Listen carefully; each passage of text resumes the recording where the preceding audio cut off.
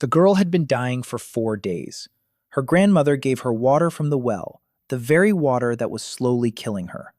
Then a stranger snatched the mug and said, "You can't drink this water." Just a couple of hours earlier, he had woken up in a stranger's body under a foreign sky.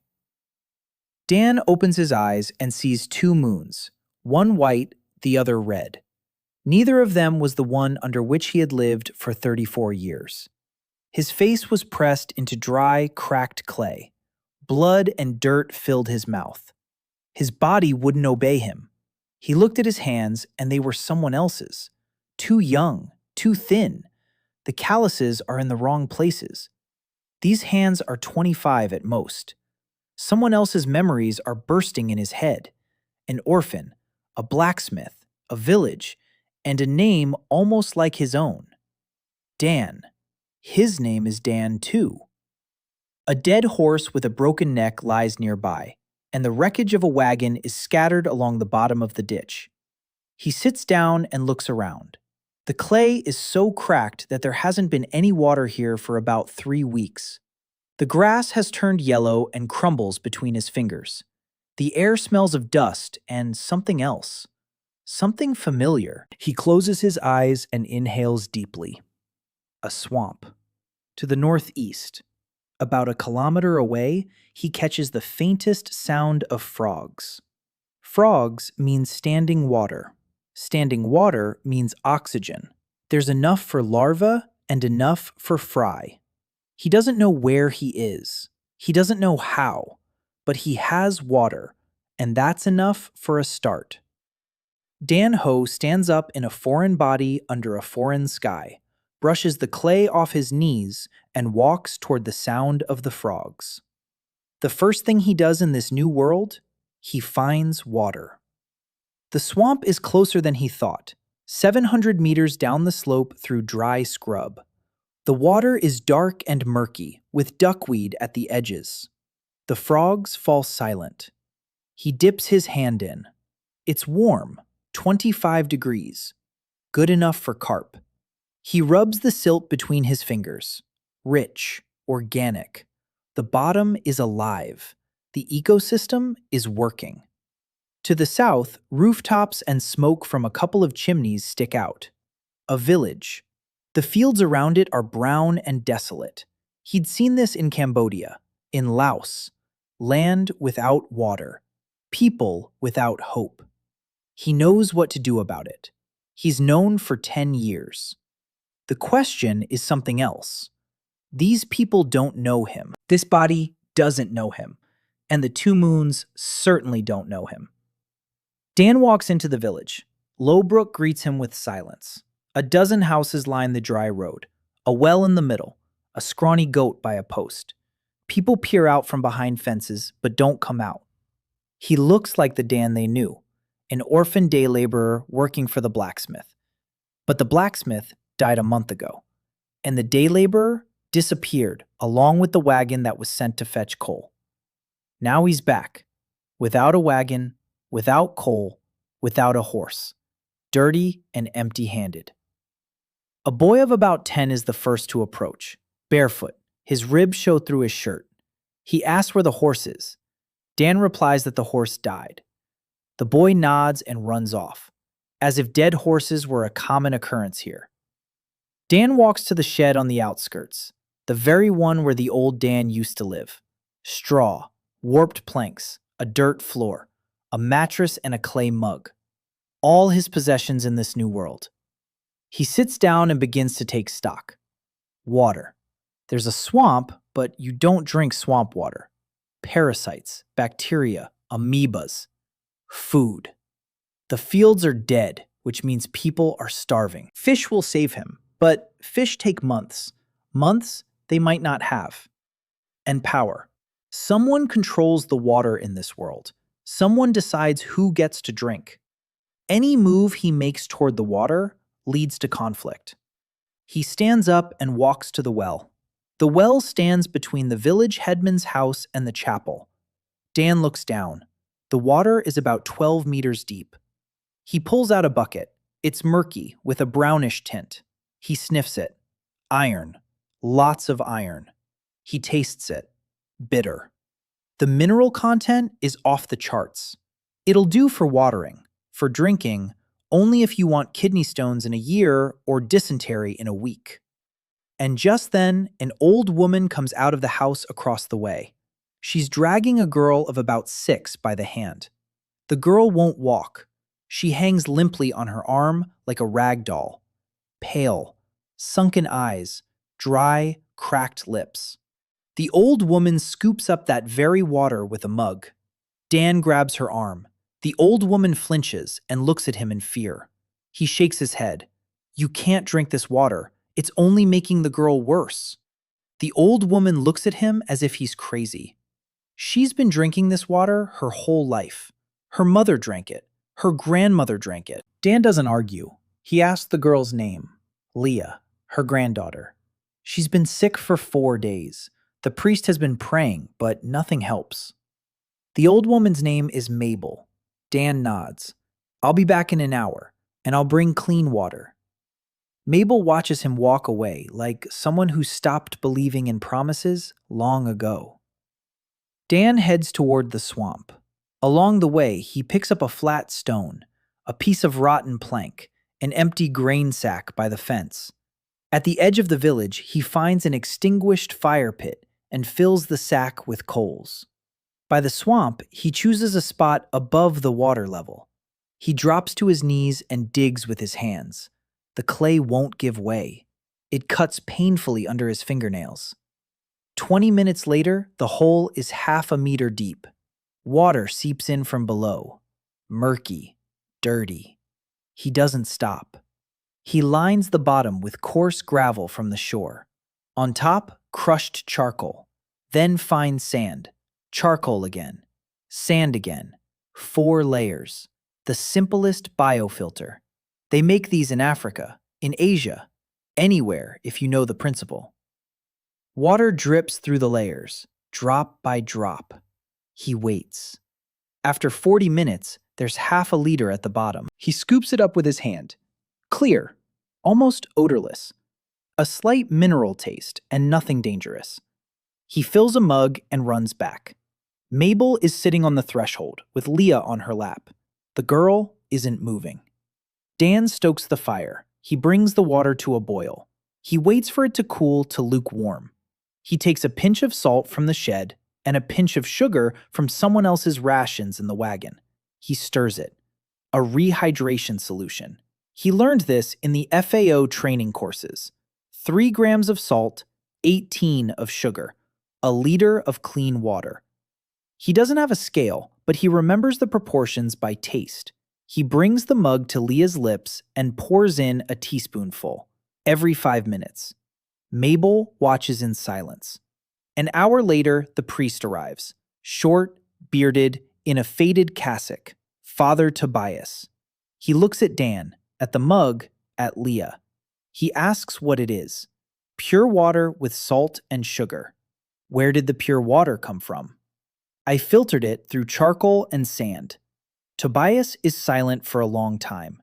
Then he asks if it's witchcraft. Dan replies that it isn't, just a filter. The charcoal absorbs the dirt. The sand traps the particles. That's how they did it in his part of the world a long time ago. Tobias sits down beside him and prays.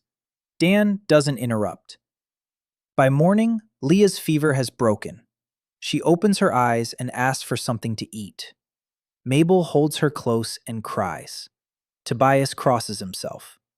Dan steps out onto the porch. The sky is growing lighter.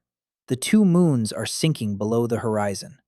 He looks at his own young, unfamiliar hands with clay under his fingernails. It was just a filter. Sand and charcoal. If these people don't know about filters, then they don't know anything. Not about aeration, not about biofiltration, not about closed systems, not about polyculture. There's so much work here that it's unclear where to start. Although, no, it's clear. He needs to start with the pond. That morning, Dan didn't sleep. He sat at the edge of the marsh and took measurements.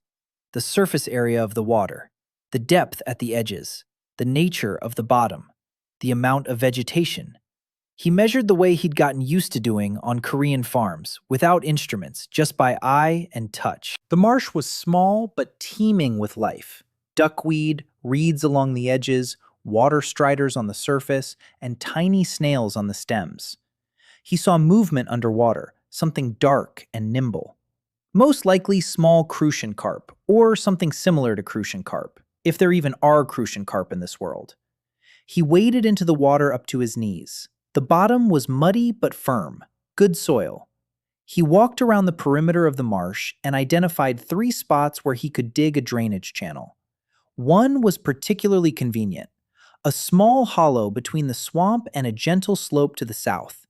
If he dug a trench here, about an elbow deep, the water would flow down the slope to the spot where he could build a pond, a natural drop in elevation, gravity instead of a pump. He returned to the village around noon. In the square by the well stood a man Dan had never seen before, broad-shouldered, gray-haired, with a red, weather-beaten face and hands twice the size of Dan's. It was Garrick, the village elder of Lowbrook. Standing next to him were 3 men, staring at Dan. Garrick spoke first. He asked where the horse had gone, and the wagon, and the coal for the forge. Dan replied that the horse had broken its neck in a ditch, and the wagon had been wrecked. Garrick asked how it had happened. Dan replied that he didn't remember, that he'd hit his head and only came to in the ditch. Garrick looked at him with a stern gaze. The horse and the wagon had cost money. The village had no money. The blacksmith was dead. The day laborer had lost his property. This was bad. One of the men said that Dan had surely gambled away the horse in town. Another said he should be kicked out. A third man said nothing. Garrick raised his hand, and everyone fell silent. He asked Dan how he planned to work off his debt. Dan said he knew how to raise fish. Silence. Then one of the men snorted. Another tapped his temple with a finger. A third spat. Garrick wasn't laughing. He looked at Dan with a long, appraising gaze. Then he asked, which river? Dan replied that there was no river. In a pond. In a pit filled with water. Garrick asked if Dan had hit his head when he fell. Dan said yes, he had. But he'd raised the fish anyway. Garrick was silent for a moment. Then he said that if Dan wanted to dig holes, that was his business. But if Baron Morvale found out that someone in the village was using water without permission, the whole village would be held accountable. And the water tithe this year was triple the usual amount. Plus, half the village still hadn't paid last year's tithe. Dan asked what a water tithe was. Garrick looked at him as if he were an idiot. The water tithe is a tax on the right to use water. Any water. River water, lake water, well water, rainwater. Every drop in the kingdom of Weldmar belongs to the crown. The crown granted water rights to the lords. The lords set the price. Baron Cassian Morvale owned the Silverrand River and all its tributaries, including the one that used to supply Lowbrook. That tributary had dried up 2 years ago, but the Baron hadn't canceled the tithe. People still had to pay, even for water that wasn't there. Dan listened and felt something familiar welling up inside him. He'd seen this before, in Cambodia, where local officials took bribes for access to irrigation. In Laos, where fishing quotas went to those closest to power. In Korea, where large companies bought up coastlines and left small farmers without a food supply. It was the same story. Water is power. Whoever controls the water controls life. He didn't argue with Garrick. There was no point in arguing. Instead, he asked about the swamp. Whose was it? Garrick blinked. The swamp. A stinking puddle north of the village, full of toads and mosquitoes. No one goes there. It belongs to no one. Too small and dirty for the Baron to pay any attention to it. Dan nodded. Belonging to no one was exactly what he needed. He spent the rest of the day walking around the village's surroundings. He was mapping it out in his head. The swamp to the north, a dried-up tributary to the east. The riverbed was still visible, deep. If the water ever returned, the channel could handle a serious flow. To the west, gentle hills, clay soil, good for ponds. Clay holds water. To the south, fields, pitiful. Barley that hadn't headed, turnips the size of a fist, cabbage that looked more like lettuce. Without irrigation, all of this was agony, not farming. He returned to the barn as the sun set. A girl was sitting on the threshold, about 19 years old, red hair tied back with a rag, freckles, angry eyes. She looked up at him and chewed on a blade of grass. She spoke first. She said she'd heard him telling the village elder about the fish in the pit. She asked if he'd lost his mind. Dan asked who she was. She replied that her name was Amber Kane, that her father had been executed 3 years ago for poaching on the Barrens River, that she lived with her younger brother, that they had nothing to eat, and that if Dan was lying about the fish, she would personally drown him in his own pit. Dan said he wasn't lying. Amber asked how he knew how to raise fish in a pit. Dan said he'd learned it in distant lands. Amber asked which ones. Dan paused. Then he said in very distant lands, so distant that he doesn't remember the way back. Amber looked at him. Then she stood up and said she'd come back tomorrow morning, and that if he was digging a hole, he'd need a shovel. She could get him a shovel. Dan asked at what price. Amber replied, in exchange for fish, when there's fish, if there's fish. She left. Dan went into the shed and lay down on the mattress. He stared at the ceiling through the holes in the thatched roof. He saw 2 moons. He thought to himself, he shouldn't dig the pond near the swamp. It's too far from the village and will attract attention. Better to find a spot closer by. The low-lying area west of the village. There's clay there. There's a natural slope. If he dug a canal from the swamp 200 meters long, the water would come on its own, in a thin stream. Slowly, but it would come. The size of the pond, 3 by 4 meters to start with. Depth, 1.5 meters. That's about 18 cubic meters of water. You can stock 15 to 20 fish in that volume. Not many, but it'll be enough to start with. You need to coat the bottom with clay so the water doesn't seep away. The walls, too. Then you'll need aeration.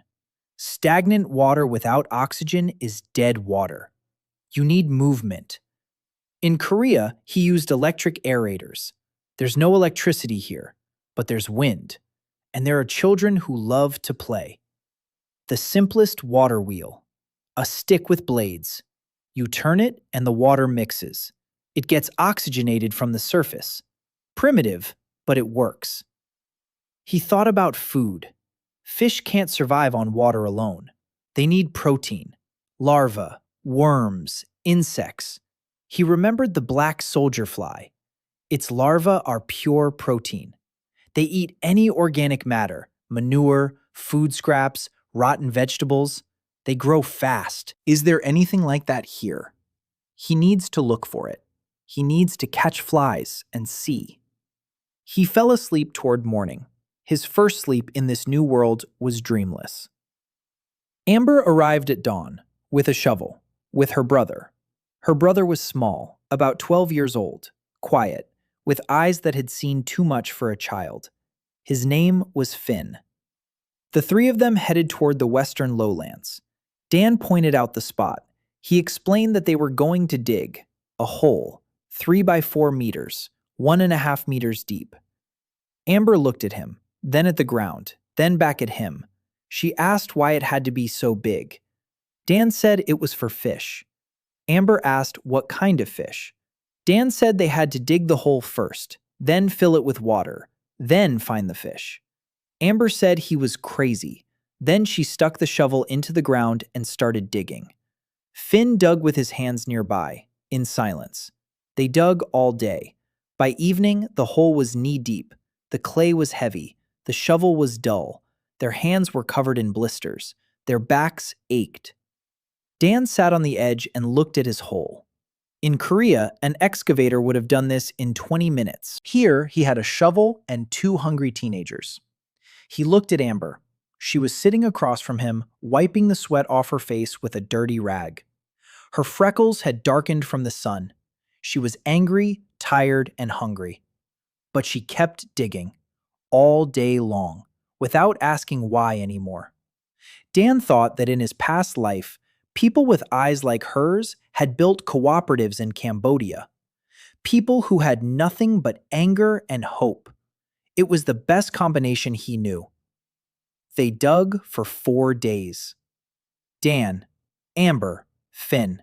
Sometimes a boy would come by, the one who'd asked about the horse on the first day. His name was Pip. He didn't dig. He sat on the edge of the hole and watched. On the 5th day, the hole was ready, 3 by 4 meters, 1.5 meters deep. The walls were uneven but steep enough.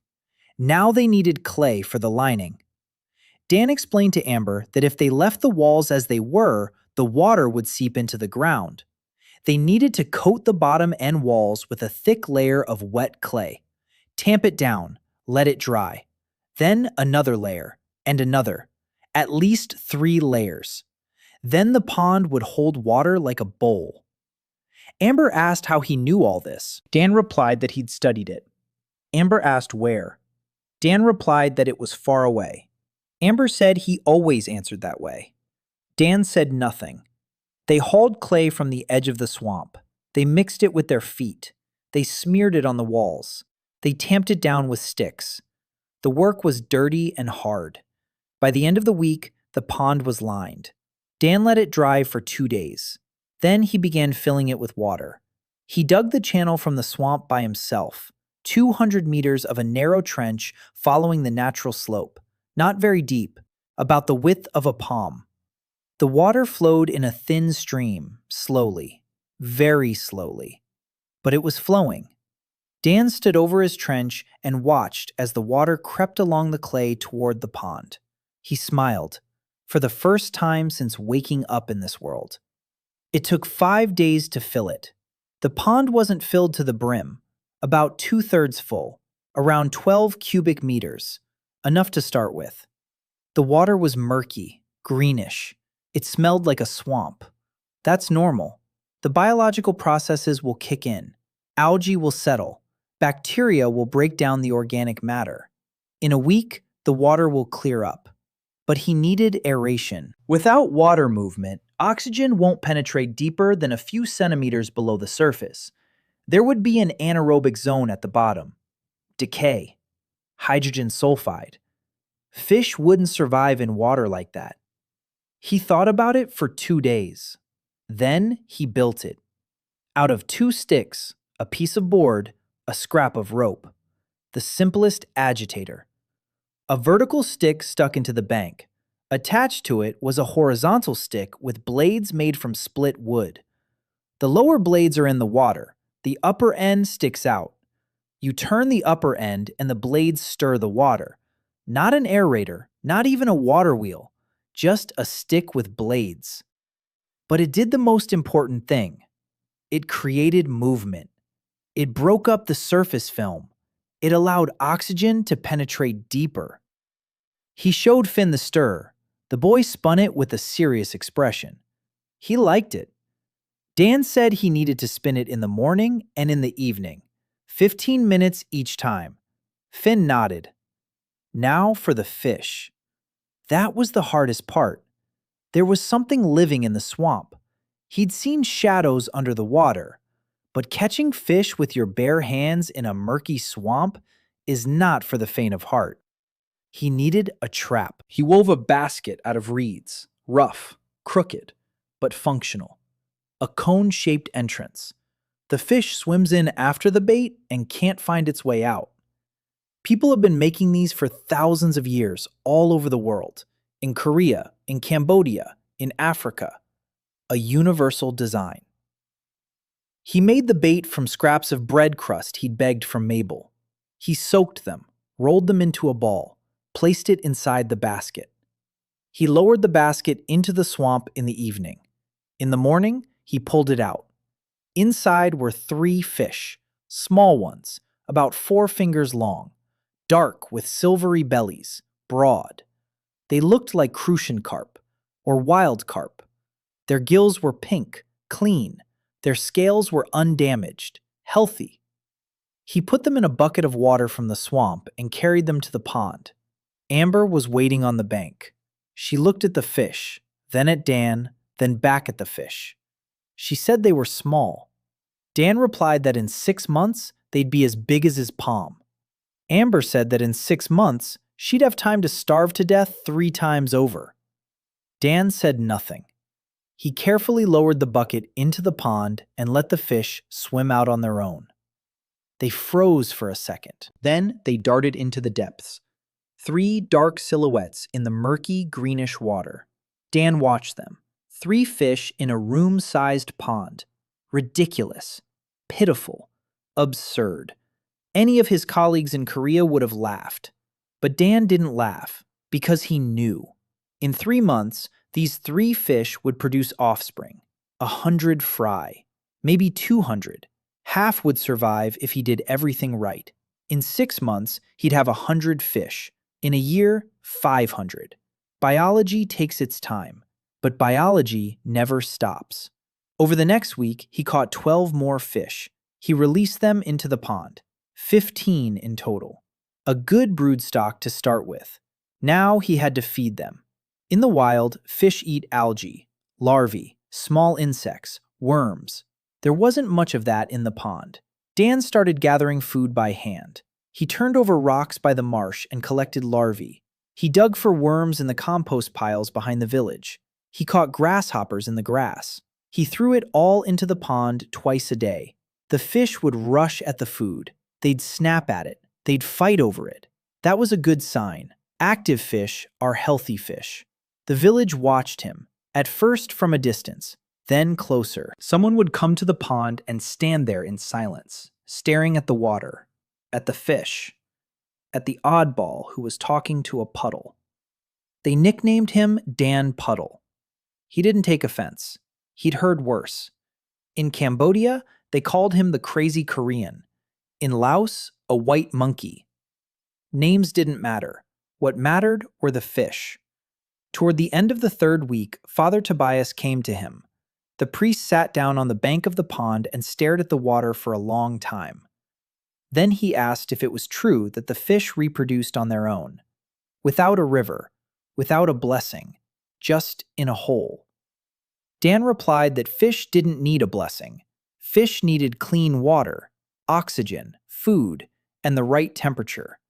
If all of that was present, the fish would reproduce.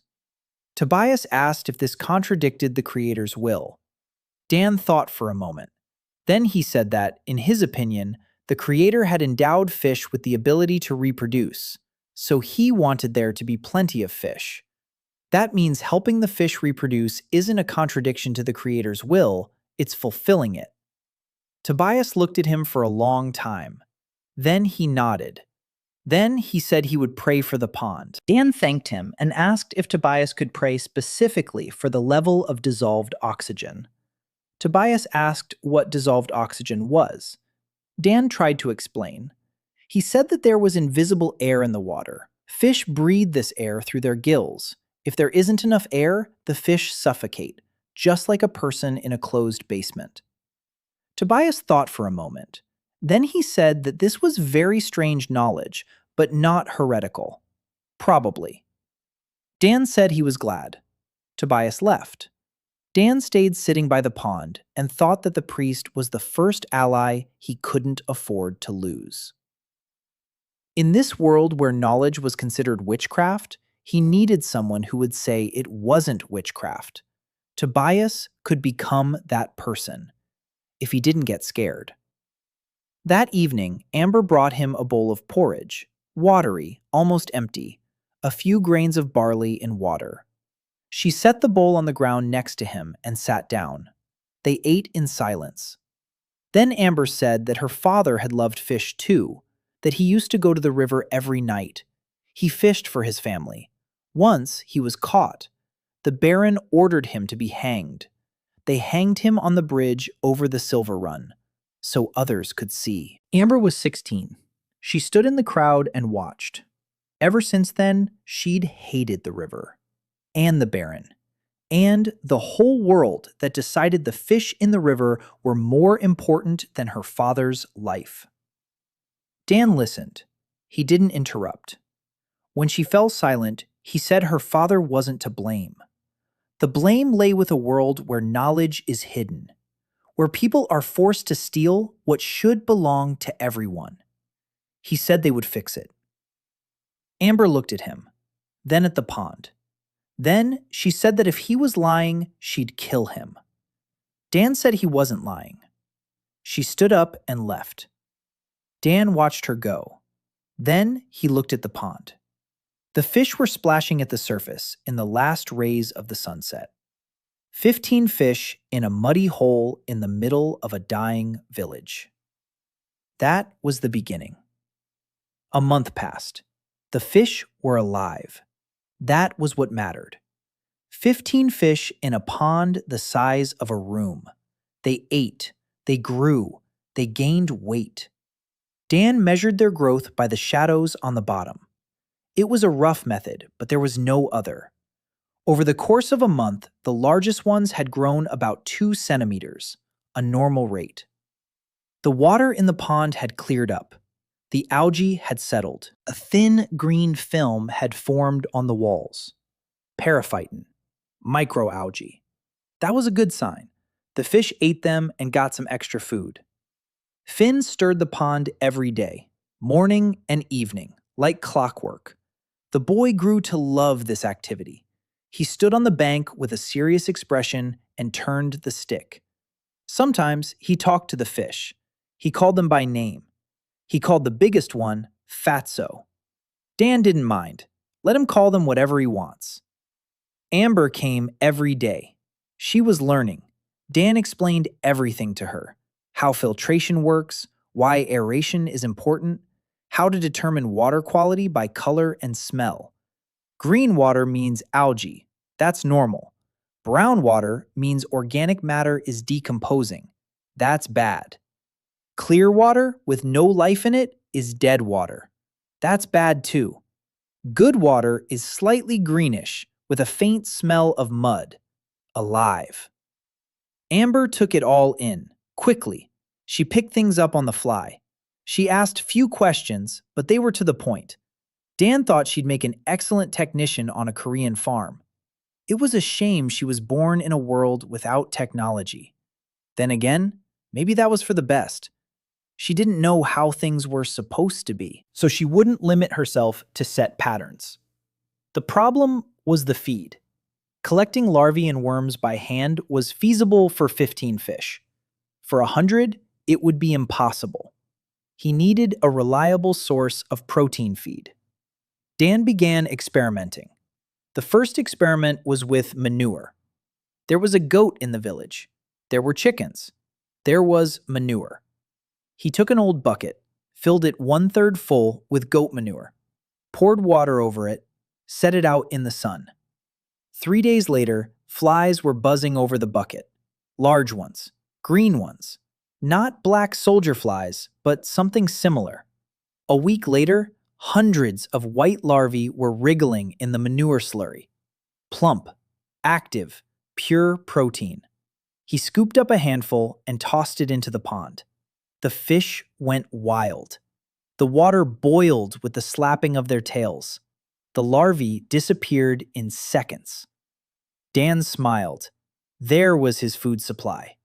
Manure and flies. Free. Endless. He lined up 5 such buckets behind the shed. Rotation. Every day he collected the larvae from the oldest bucket and filled a new one. An assembly line. Primitive, but it worked. The village considered him completely crazy. A man who digs holes and breeds worms in manure. Dan Puddle.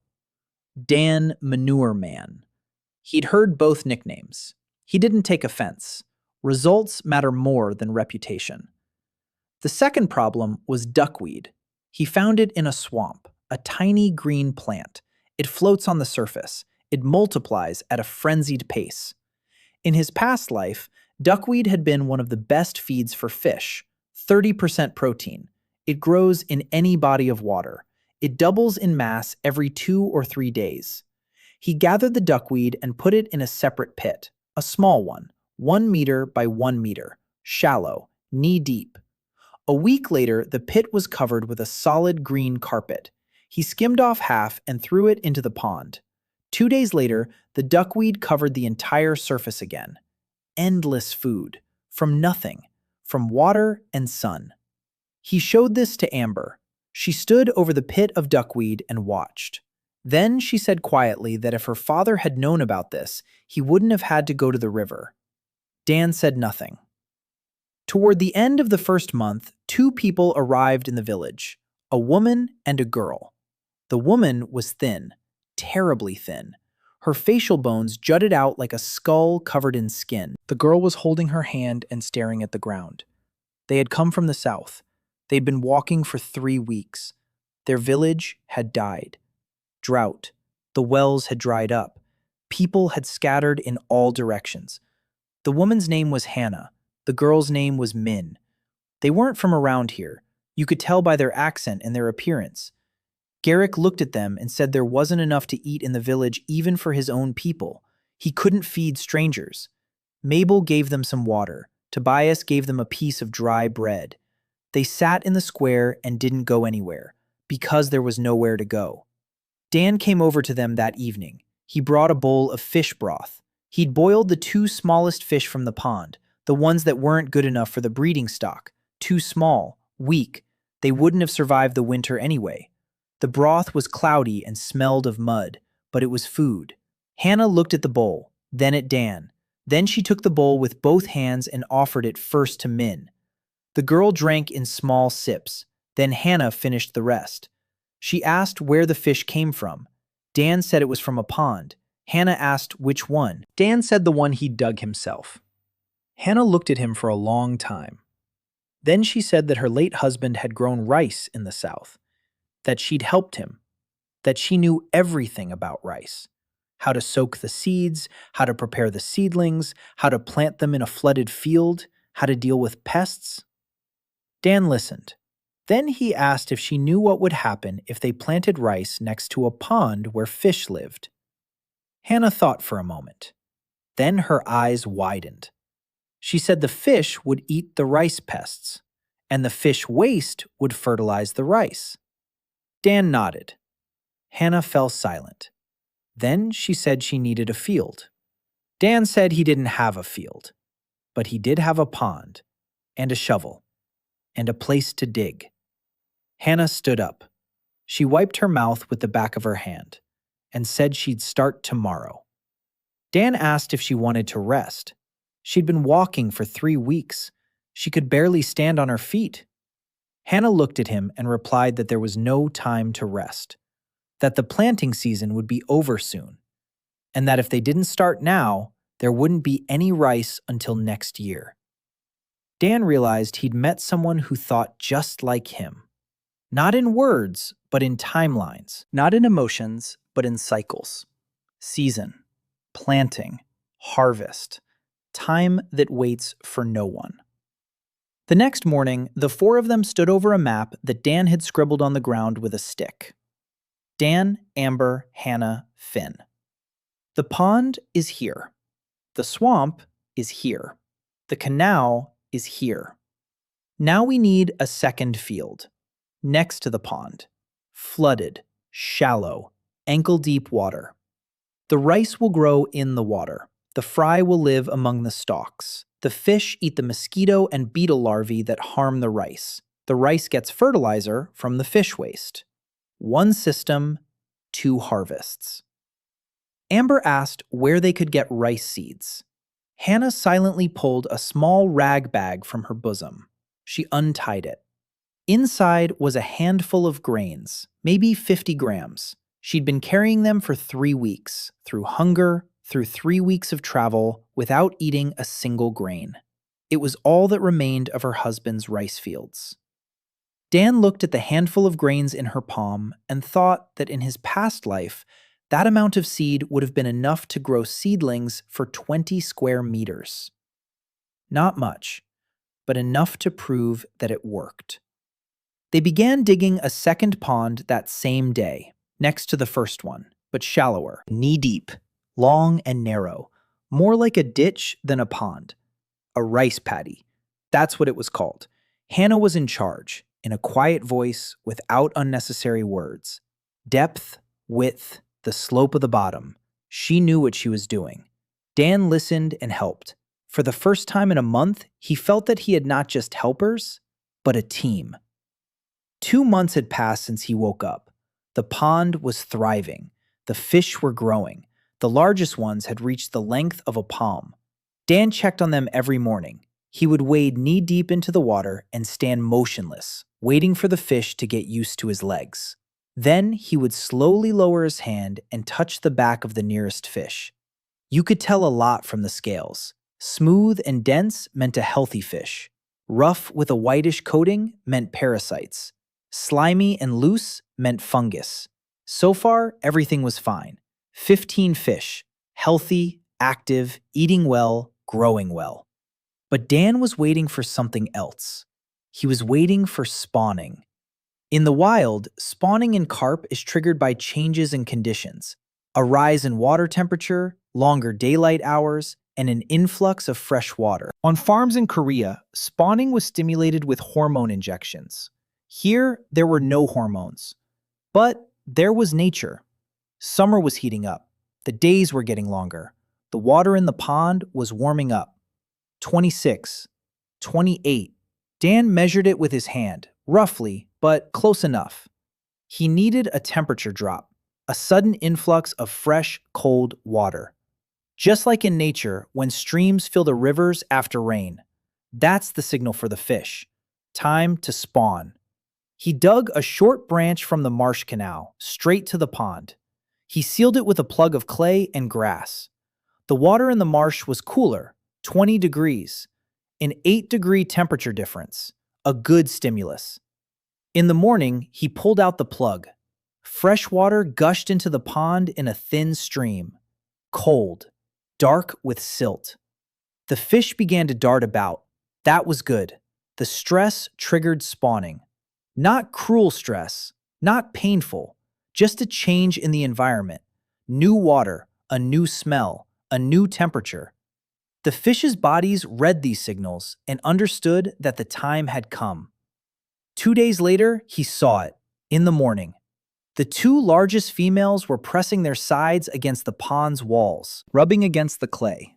The males were swimming in circles, jerky, nervously, pushing each other aside. He called over Amber. She came and watched. The fish were spawning, right in the pit, without a river, without a current, without the priest's blessing, simply because the conditions were right. Amber stood in silence. Then she sat down on the bank and covered her face with her hands. Dan didn't ask. He knew. She was thinking about her father. Her father had been hanged for fishing in the river. And now the fish were spawning in a pit they dug with a shovel. His whole death had been pointless. The whole system that killed him had been pointless. Dan sat down beside her and said nothing. Sometimes silence is the only thing you can offer. 3 days later, eggs appeared on the walls of the pond and on the bundles of reeds that Dan had deliberately placed on the bottom. Tiny, transparent, hundreds of eggs. Maybe 1,000. Now the hardest part began. The eggs in the open pond were vulnerable. Adult fish could eat their own offspring. Predatory dragonfly larvae, too. He needed an incubator, a separate container where the fry could hatch and grow up safely. He gathered some boards from the broken fence behind the shed. He nailed together a trough, 1 meter long, 30 centimeters wide, and 10 centimeters deep. He coated the bottom with clay. He placed it on the bank of the pond. He filled it with water from the pond.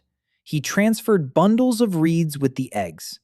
Carefully, gently, just as he would handle petri dishes in the lab. He covered the trough with a mat so the birds couldn't get to it. He left slits for air. Now all that was left was to wait. 4 days later, he saw the first fry. Tiny, transparent, no longer than a fingernail, with eyes that were enormous for their size. They hung motionless in the water, feeding on the remnants of their yolk sacs. In 2 days, they'd start swimming. In a week, they'd start eating. He counted more than 200, maybe 300. Not all of them would survive. In the wild, out of 1,000 fry, only 20 survived to adulthood. 2%. He intended to raise that figure to 70. Reed-lined troughs, clean water, food made from ground duckweed, protection from predators, controlled conditions instead of the wild. Nora came on the 3rd day after the fry appeared, Mabel's granddaughter, the very same girl he'd saved on the first day, Leah. Although it turned out everyone called her Nora. Leah was her grandmother's name. She'd grown in 2 months, or so it seemed to him. Thin, fair-haired, with eyes that looked at the world as if seeing it for the first time every day. She came to the pond and stood next to Dan, silently. She watched the fry in the trough. Then she asked if she could come back tomorrow. Dan said she could. She came back tomorrow, and the day after tomorrow, and every day after that.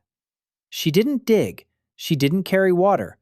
She observed and took notes. From somewhere, she produced scraps of parchment and a piece of charcoal pencil. She drew the fry. She counted them. She noted how many there were each day. She kept something like a diary, in big, crooked letters, with mistakes, but systematically. Dan looked at her notes a week later and froze. She had noticed something he'd missed. The fry on the right side of the tray were growing faster than those on the left. The right side of the tray was closer to the sun, more light, more algae on the walls, more food. The fry weren't just eating what he gave them. They were eating the microalgae that grew on the sunny side. Nora didn't know the word microalgae. She wrote that the fish on the right were eating green dust off the walls and getting fatter faster because of it. Dan read this and looked at her. She was 16 years old. She could barely write. She had never heard of the scientific method, but she observed. She recorded her observations. She drew conclusions. It was a talent, pure, unrefined scientific talent. He told her she was doing a great job, that her observation was important, that from now on, all the trays needed to be placed on the sunny side. Nora beamed. From that day on, she never left the ponds. Mabel grumbled that her granddaughter smelled like mud, but she didn't forbid it. She remembered who had saved Nora. Meanwhile, the rice field was growing. Hannah soaked the seeds in warm water for 2 days. Then she planted them in a small seedbed, a box of silt in the sun. 10 days later, sprouts appeared, thin, green, delicate. Hannah tended to them as if they were her own children. She watered them. She covered them with a rag to protect them from the heat. She talked to them.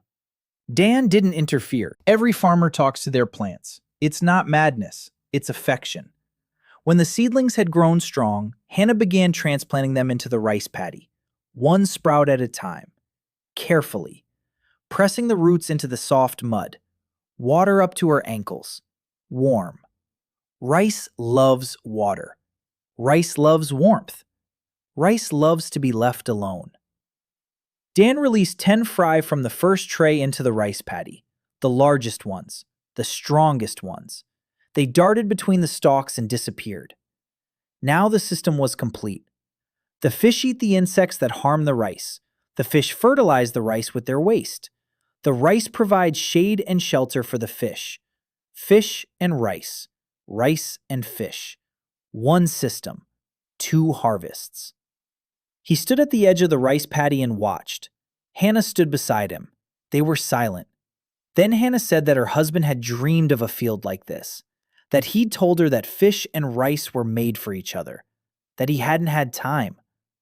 Dan said that now they had succeeded. Hannah didn't answer. She looked at the rice seedlings in the water, and a tear ran down her cheek. Just one. She didn't wipe it away.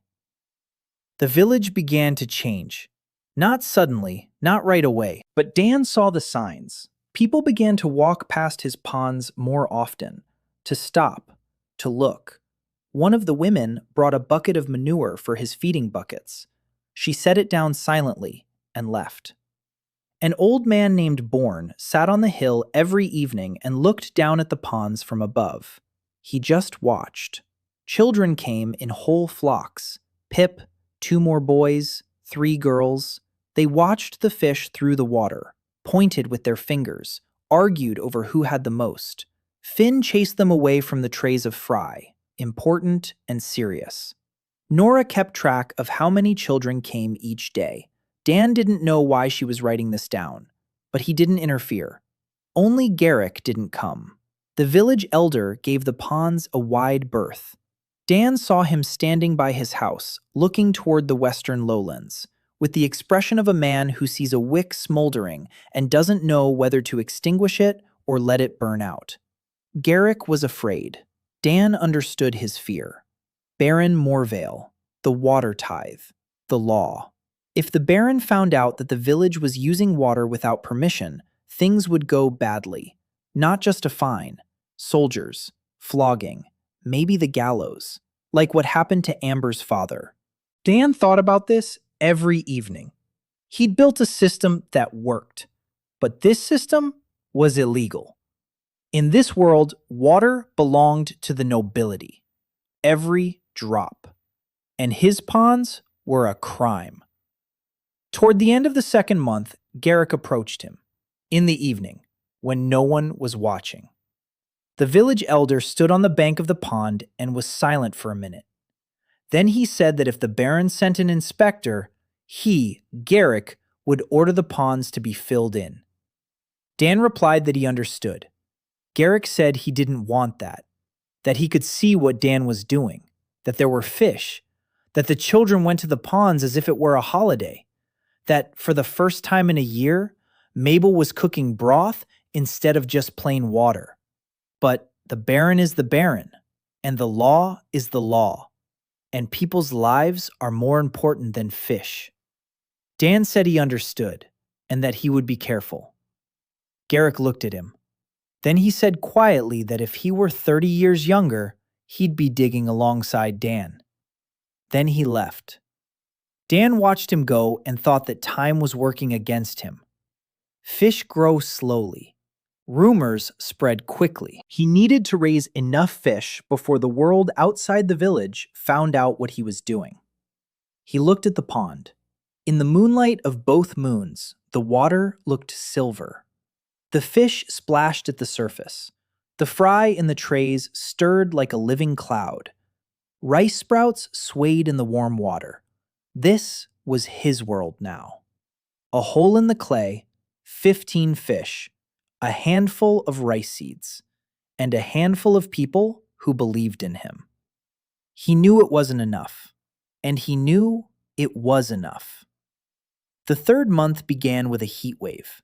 The sun hung over Lowbrook like a red-hot hammer. The grass on the hills had turned completely yellow. The ground cracked beneath their feet. The well in the square had sunk another meter. It was now difficult to draw water with a bucket. The fields around the village were dying. The barley had withered without producing any ears. The turnips had scorched. The cabbage had turned into brown rags in the garden beds. People were counting down the days until fall.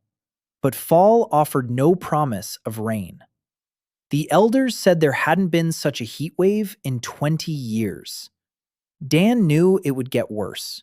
He saw the signs. The water level in the marsh had dropped by a palm's width in a month. If this continued, by fall, the marsh would be half as deep. And by winter, it might dry up completely. He began to conserve water. He blocked off the channel from the swamp. He reduced the flow to a thin trickle, just enough to compensate for evaporation from the pond. Every drop counted. He stretched a canopy of reed mats over the pond. The shade lowered the water temperature and slowed evaporation. A simple but effective solution. In Cambodia, he'd seen farmers lose entire ponds in a week because they hadn't thought to cover the surface. The fish felt the heat. They moved less. They ate less. They stayed near the bottom where it was cooler. That was normal. Carp can tolerate 30 degrees, but above 35, problems start. Oxygen dissolves less readily in warm water. The fish start to suffocate. He increased the aeration. Finn ran the mixer 3 times a day for 20 minutes each time. The boy didn't complain. He treated it as a sacred duty. The fry were growing, 214 of them. Nora counted them every morning. She wrote them down. The largest ones had already reached the length of a pinky finger. Dan began transferring them from the trays to the pond in batches of 20, selecting the strongest and most active ones. He left the weak ones in the trays for further feeding: duckweed, ground-up larvae, and breadcrumbs if he could get any. By the end of the 3rd month, there were more than 50 fish swimming in the pond, the broodstock and the first generation of fry together. The pond had become too cramped. He needed a second pond, for fish, not for rice.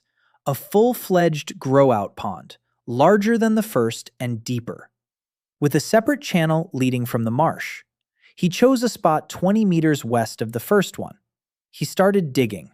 This time, he wasn't alone. Amber was digging beside him. Finn was hauling away the clay, and 2 others, a young guy named Cole and his sister Jenny. They showed up on the 3rd day uninvited. Cole was big, slow-moving, with hands strong enough to bend a shovel. He didn't say much, but he dug for 3 people. Jenny was quiet. She carried water. She mixed the clay. She didn't ask any questions. Dan asked Amber who they were. Amber replied that Cole and Jenny were the miller's children. The mill had been idle for a year. There's no water. The mill is dead. The miller drinks. The children are starving. Cole came because he saw fish in the pond and realized they were food, and food is life. Dan nodded. He didn't ask people why they came. Hunger explained everything. The second pond was ready in a week, 4 by 5 meters, 2 meters deep, lined with 3 layers of clay. A canal from the swamp had been connected to it. Water filled it in 4 days. Dan transferred 30 young fish from the first pond to the new one.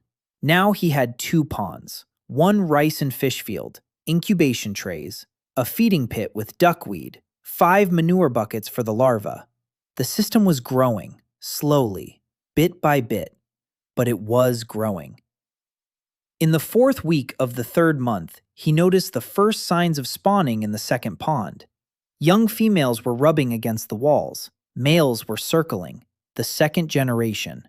If all went well, in 3 months he'd have another 500 fry. The rice in Hannah's field was stretching upward, green, sturdy. The stalks were already knee-high. The fry in the rice paddy had turned into finger-sized juveniles. They scurried among the stalks and gobbled up anything that moved. There were no mosquito larvae in the field at all. For the first time in 10 years, according to Hannah. Hannah walked through the field every day, barefoot, ankle-deep in warm water. She checked every stalk. She counted the leaves. She touched the rice ears. Min ran after her. The girl had grown stronger. Her cheeks had turned rosy. Her eyes lit up. She laughed.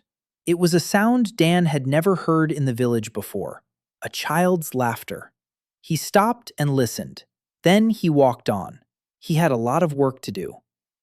Nora brought him her notes that evening, 3 sheets of parchment covered in crooked handwriting. She kept track of everything: the number of fish in each pond, the size of the fry by the day, the amount of feed, the water temperature. She determined the temperature simply. She dipped her hand in and counted to 10. If it was tolerable, it was normal. If it was hot, it was bad.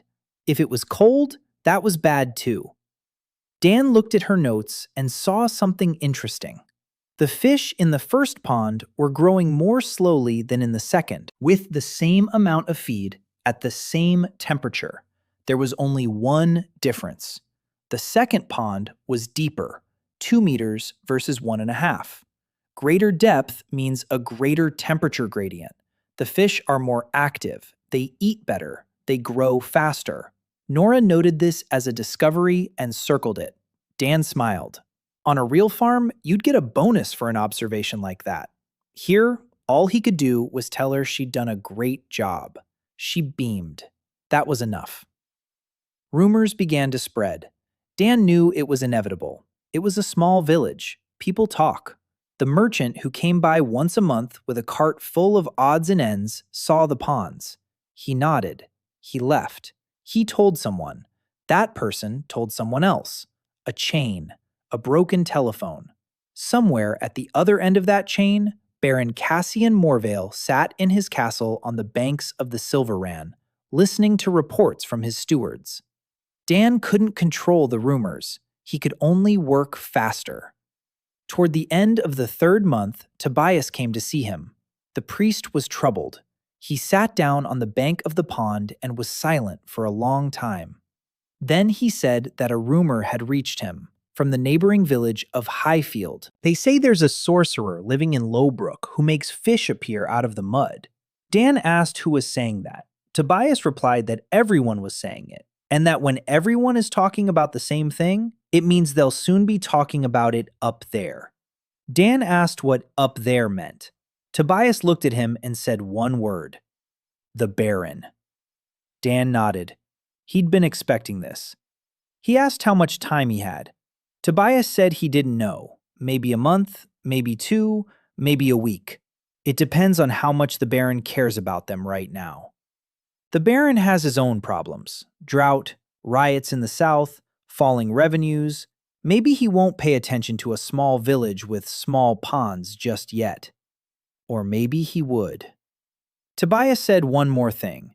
He said that if the Baron sent people, he, Tobias, would tell them there was no witchcraft involved, that it was just fish in a pit, that the priest had personally blessed the ponds, that the Creator had no objection. Dan asked why he was doing this. Tobias was silent for a moment.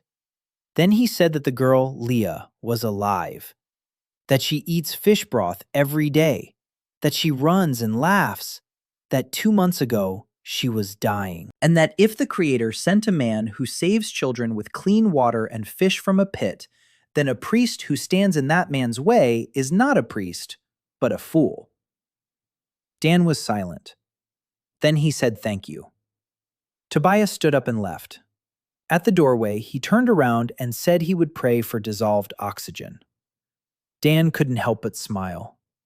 That evening, he sat by the pond and thought. Time was working against him and for him at the same time. Against him because rumors spread faster than the fish grew. For him because every day his system grew larger and stronger. More fish, more fry, more rice, more people who saw that it worked. The more people who know, the harder it is to destroy, but also the easier it is to find. Amber walked over and sat down beside him, silently. She often came in the evening. They sat and looked at the water. Sometimes they talked. Sometimes they didn't. Today she asked what he would do when the Baron's men came. Dan replied that he didn't know yet.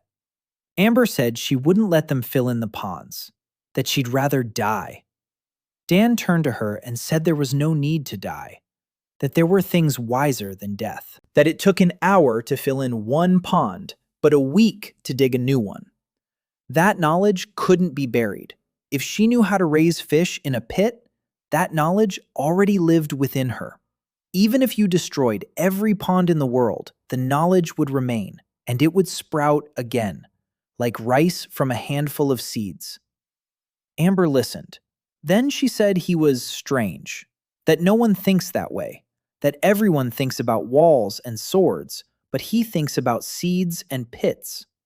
Dan said that walls get broken down and swords get rusty, but a pond with fish feeds you, and that's the whole difference. Amber was silent for a long time. Then she said quietly that her father had thought like everyone else. He went to the river with a net, against the law, against swords, and he died. But Dan digs holes, and he lives, and he feeds people. Maybe his way is better. They sat in silence. 2 moons rose above the hills. Fish splashed in the pond. Somewhere in the village, a child was crying. And Dan thought that tomorrow, that child would eat fish. A small one, a skinny one, but fish. And that was more than any sword could ever give this world. In the 4th month, a woman with swords arrived. Dan saw her that morning by the well, tall, thin, covered in road dust from head to toe, 2 short swords at her belt in worn sheaths, a scar across her left eyebrow. Her eyes were calm and empty, like those of someone who had long since stopped being surprised. She drank water from a bucket, thirstily, for a long time. Then she wiped her mouth and looked around. Standing next to her was a man from the caravan, a merchant or a foreman. He was glancing around nervously and saying something to her. She wasn't listening. She was staring at the western lowlands, at the ponds. Dan approached. He asked who she was. The man from the caravan answered for her. He said her name was Tehi, a mercenary from the northern clan. She'd guarded his caravan from Highfield to Lowbrook. The contract was over. He'd paid her. She was free. The man hurried to his wagon and drove off. Tehi stood by the well and looked at the ponds. Then she looked at Dan. She asked what those water-filled pits were. Dan replied that they were fish ponds. Tehi asked what kind of fish. Dan said they were alive. Tehi was silent for a moment. Then she asked if there was work in the village. Dan asked what she could do. Tehi said she knew how to kill, and that she didn't know how to do anything else. Dan asked if she knew how to dig. Tehi gave him a long look. Then she said that if they'd feed her for it, she could do it. He led her to the ponds. He showed her. The first pond, the second pond, the rice field, trays of fry, feed buckets. Tehi walked in silence. She watched. She didn't ask any questions. She stopped by the second pond and watched as the fish rose to the surface for food. She stood there for about 5 minutes. Then she said one word. Beautiful. Dan hadn't expected that. He showed her the shed where she could sleep, next to his shed. The roof was full of holes, but the walls were intact. Tehi tossed her duffel bag into a corner and went outside. She asked where the shovel was. That day, she dug a canal for the 3rd pond. In silence, without a break. For 8 hours.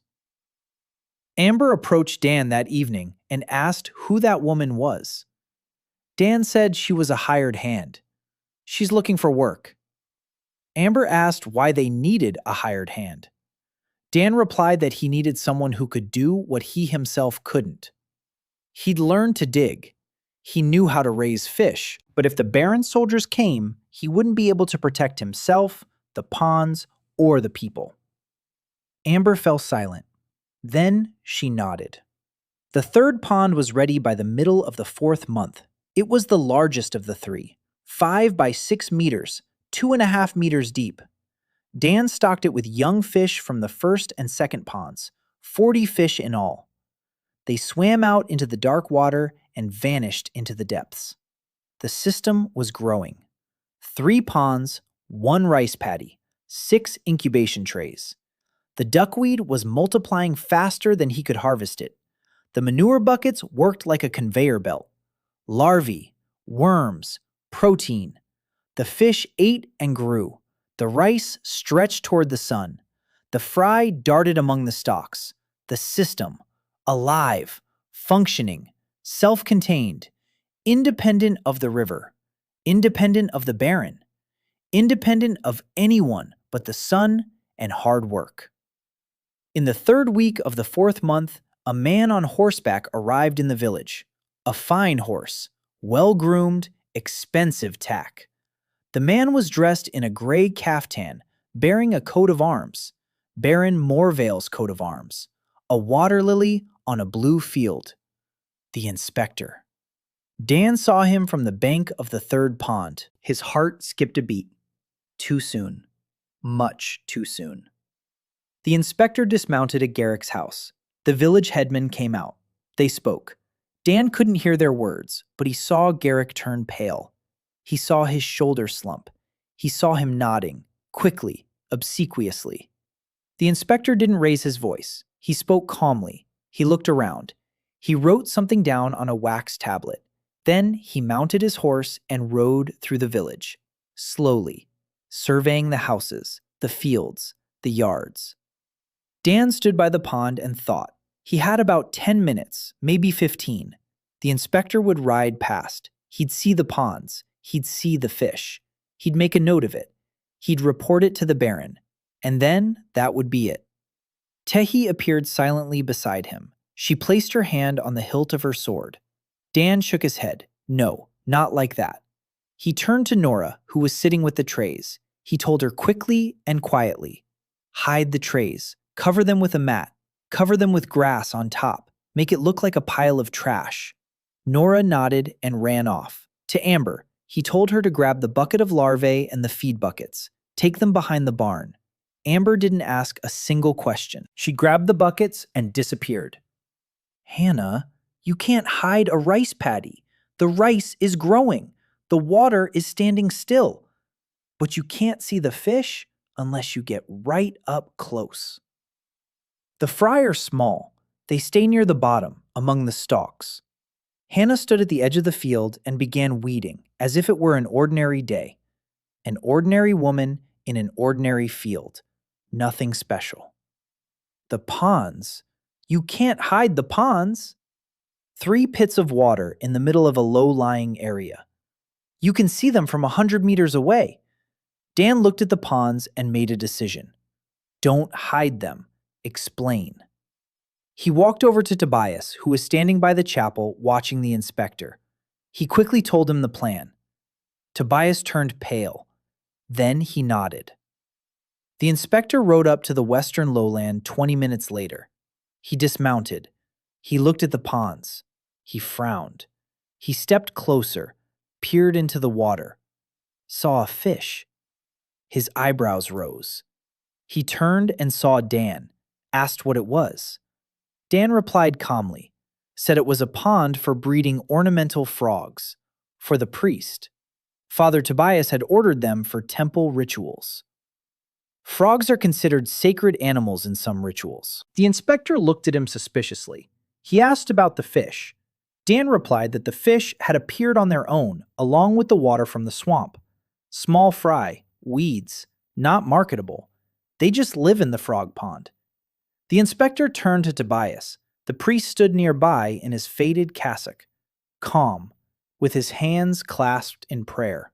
He confirmed it, said yes, these are frogs for rituals. Blessed, holy frogs. The inspector looked at Tobias, then at the pond, then back at Tobias. The frogs were indeed croaking, because every pond has frogs. They come on their own. The inspector wrote something down on a wax tablet.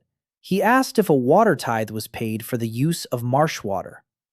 Garrick, who appeared beside him, pale and sweaty, replied that the marsh was not a water domain, that it belonged to no one, that a tithe on marsh water had never been collected. The inspector thought for a moment. It was true. The marsh was too small and dirty. It wasn't listed in the Baron's register of water domains. Formally, the tithe didn't apply to it. The inspector nodded. He made a note. He mounted his horse and rode off. Dan stood there, watching him go. His heart was pounding. His hands were trembling slightly. He hid them behind his back. Tobias, standing nearby, exhaled as if he hadn't breathed for the last 10 minutes. Garrick wiped his forehead with his sleeve. Tehi removed her hand from the hilt of her sword. Amber peeked out from behind the barn. They'd gotten away with it. This time, they'd gotten away with it. But Dan knew the inspector would write a report, and the report would mention the ponds, and the frogs, and the fish that had appeared out of nowhere. And someone at the Baron's castle would read that report, and it would give them pause. That evening, Dan gathered everyone together. Amber, Finn, Hannah, Nora, Tehi, Cole, Jenny. Tobias came too, even though he hadn't been invited. Dan said that the inspector had left but would return, or another one would come, with soldiers. Next time, the legend about the frogs wouldn't work. They needed to get ready. He said that starting tomorrow, he would begin teaching. Not just Amber, everyone. Everyone had to know how to dig a pond, how to coat it with clay, how to stock it with fish, how to feed them, how to monitor the water. Everyone had to be able to rebuild all of this from scratch, anywhere. Because if one is destroyed, another can be built. If it's destroyed here, it can be built there. Knowledge must reside in people, not in pits. Amber was the first to nod, then Cole, then Hannah. Nora raised her hand and said she'd already written everything down. Tai-hee was silent. Then she asked how long it would take to teach one person. Dan replied that it would take a month. Tai-hee nodded. She said that in a month, she could teach the village to defend itself. If Dan taught the leaders, she would teach the workers. Dan looked at her. She wasn't smiling. She rarely smiled at all, but there was something new in her eyes. Not emptiness, something resembling a purpose. The 5th month, the 6th. Time passed and Dan measured it in fish. More than 120 adult fish swam in the 3 ponds. The 2nd generation of fry had grown up. The 3rd had already hatched in the trays. Nora counted 442 live fish in the entire system, including the fry. She conducted a general count twice a month with tables and diagrams. Dan looked at her notebook and thought that in another world, she would have become a biologist. The rice was heading. Hannah walked through the field and touched the ears of rice, counting the grains in each one. 23, 25, 21. A good yield, twice as high as in the neighboring fields, which were watered with buckets drawn from the well. The fish were doing their job, eating pests, fertilizing the soil, loosening the bottom. Symbiosis, ancient, proven over millennia in Asia, working here just as it had worked there. Biology doesn't change from one world to another. Fish remain fish. Rice remains rice. Water remains water. Dan began building a 4th pond, then a 5th. By the 6th month, there were 5 of them, plus 2 rice plots. Hannah expanded her crops. The 2nd batch of seeds had sprouted. The rice grew quickly in the warm water. Ammonia from the fish waste provided nitrogen, the perfect fertilizer. The grains swelled, heavy and golden. Dan taught them. Every evening after work, he gathered people by the 1st pond and explained how to choose a location, how to determine soil type, how to calculate the depth, how to judge water quality by color and smell, how to tell healthy fish from sick ones, how to stimulate spawning, how to build troughs, how to feed them, how to aerate the water. Amber listened and repeated the instructions to those who didn't understand. She became his translator. She translated his knowledge from the language of an engineer into the language of a farmer. Dan talked about the ammonia cycle. Amber explained that fish poop is fertilizer and that it shouldn't be scooped out. Dan talked about optimal stocking density. Amber explained that 20 fish per pond is good, but 40 is too crowded, and the fish will start getting sick. Simple. Clear. It worked. Cole turned out to be a capable student, slow but thorough. He dug the ponds with a precision that surprised Dan. Smooth walls, a level bottom, and a neat lining. As the son of a miller, he was used to working with water. A mill is also all about levels and flows, about slope and pressure. His hands knew water. It was just that his mind hadn't yet grasped what his hands already knew. By the middle of the 6th month, the first catch was ready. Dan could tell by the size of the fish. The largest specimens from the first batch were as big as 2 palms, plump, heavy, with clean, shiny scales. 20 fish, about a kilogram each. 20 kilograms. Not a massive catch, but for a village where people ate plain porridge and boiled bark, it was a treasure. He'd caught them that morning, with a net that Amber had woven from reed fibers. A rough net, crooked, but it held. The fish thrashed and splashed, silver, alive, heavy. He was putting them into baskets. Amber was helping.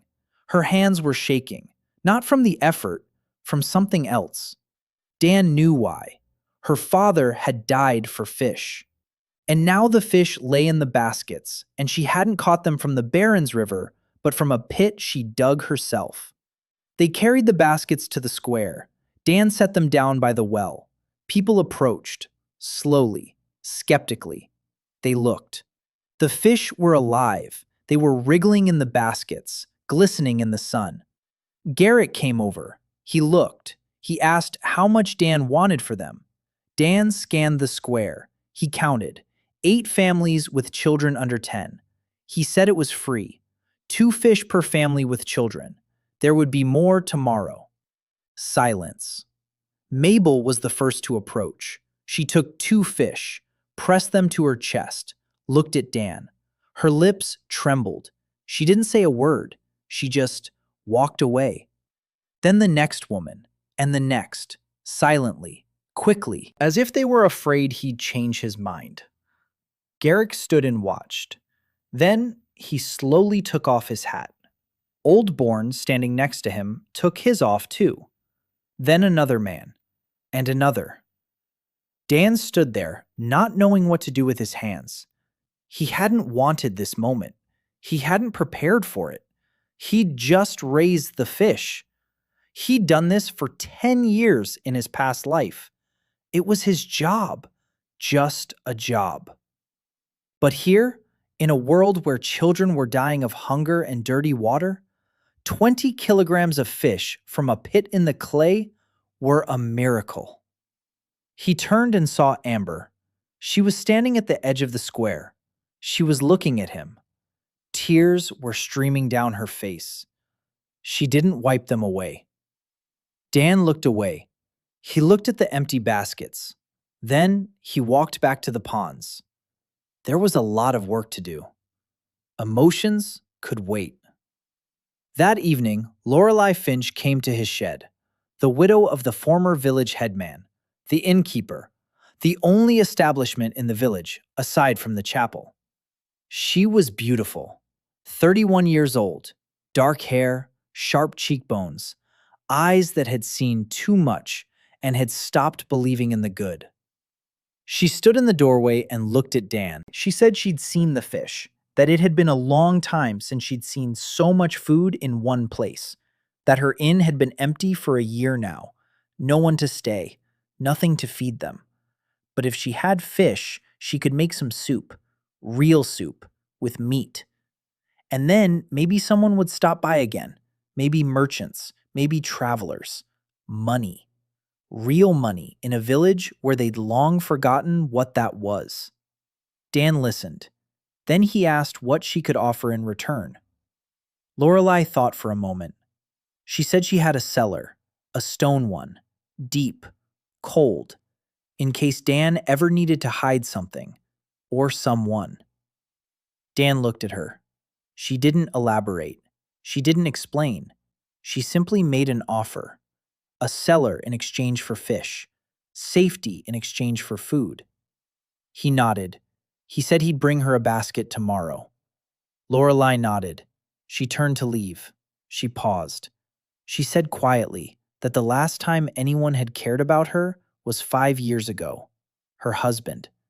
Then he died of a fever. Then the children, one after another. Then everything. She fell silent. Then she left. Dan watched her go and thought about how every person in this village carried their own burden, and that his fish didn't cure that burden, but it gave them the strength to carry it on.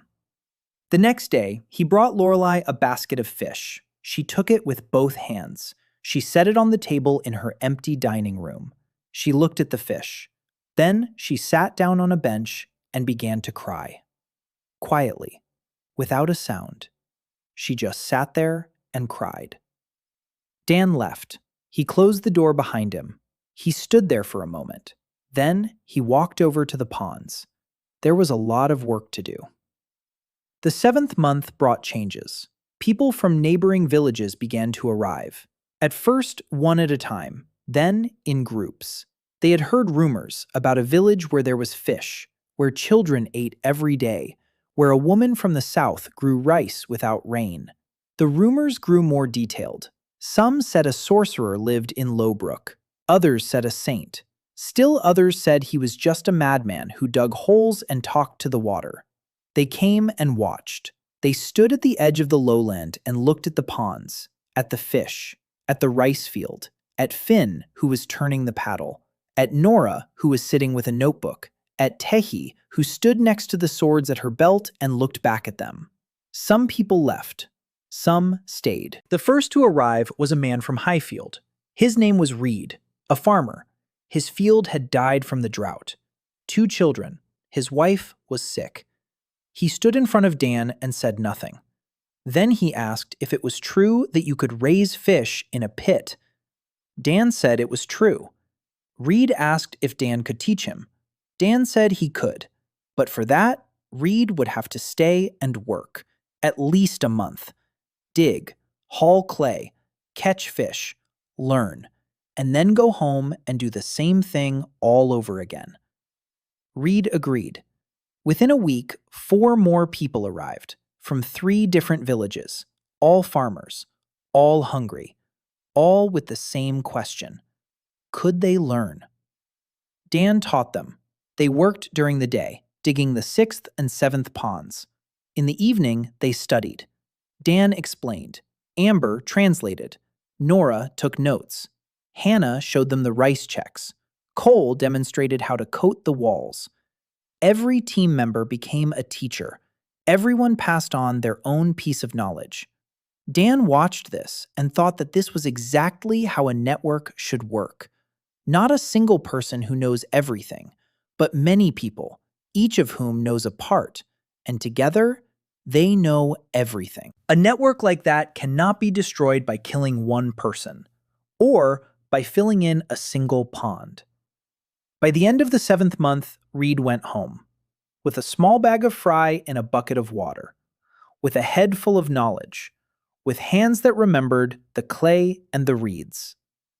In a month, he'll send word. The pond has been dug. The fry are alive. His wife is cooking broth. The children are smiling. The network has begun to grow. The 8th month. The 9th. Lowbrook was changing. Dan saw it every day. The houses that were falling apart began to be repaired because people had found the strength. A well-fed person repairs a roof. A hungry one lies down and waits for death. Children ran around the village in groups, noisy, dirty, alive. Before, they'd stay indoors, conserving their strength. Now they had energy they needed to burn off. Mabel cooked fish soup every day. Leah helped her, carried bowls. She broke bread, the very bread that had started appearing thanks to Hannah's rice. Not wheat bread, rice bread, flat cakes, coarse, but filling. Lorelei opened the kitchen, the first time in a year. Fish soup, rice porridge. A merchant from Highfield stopped for the night. He ate. He paid with a copper coin, the first money in the village in half a year. Lorelei placed the coin on the counter and stared at it. Then she tucked it into her pocket and went to prepare a second helping for the merchant.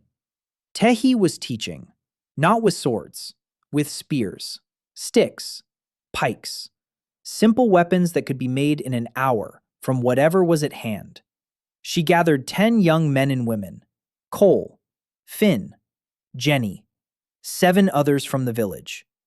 Every morning before dawn, they stood in the clearing behind the village and trained. Stance, strike, block, retreat. Tehi didn't shout. She didn't curse. She demonstrated silently, over and over, until their bodies remembered.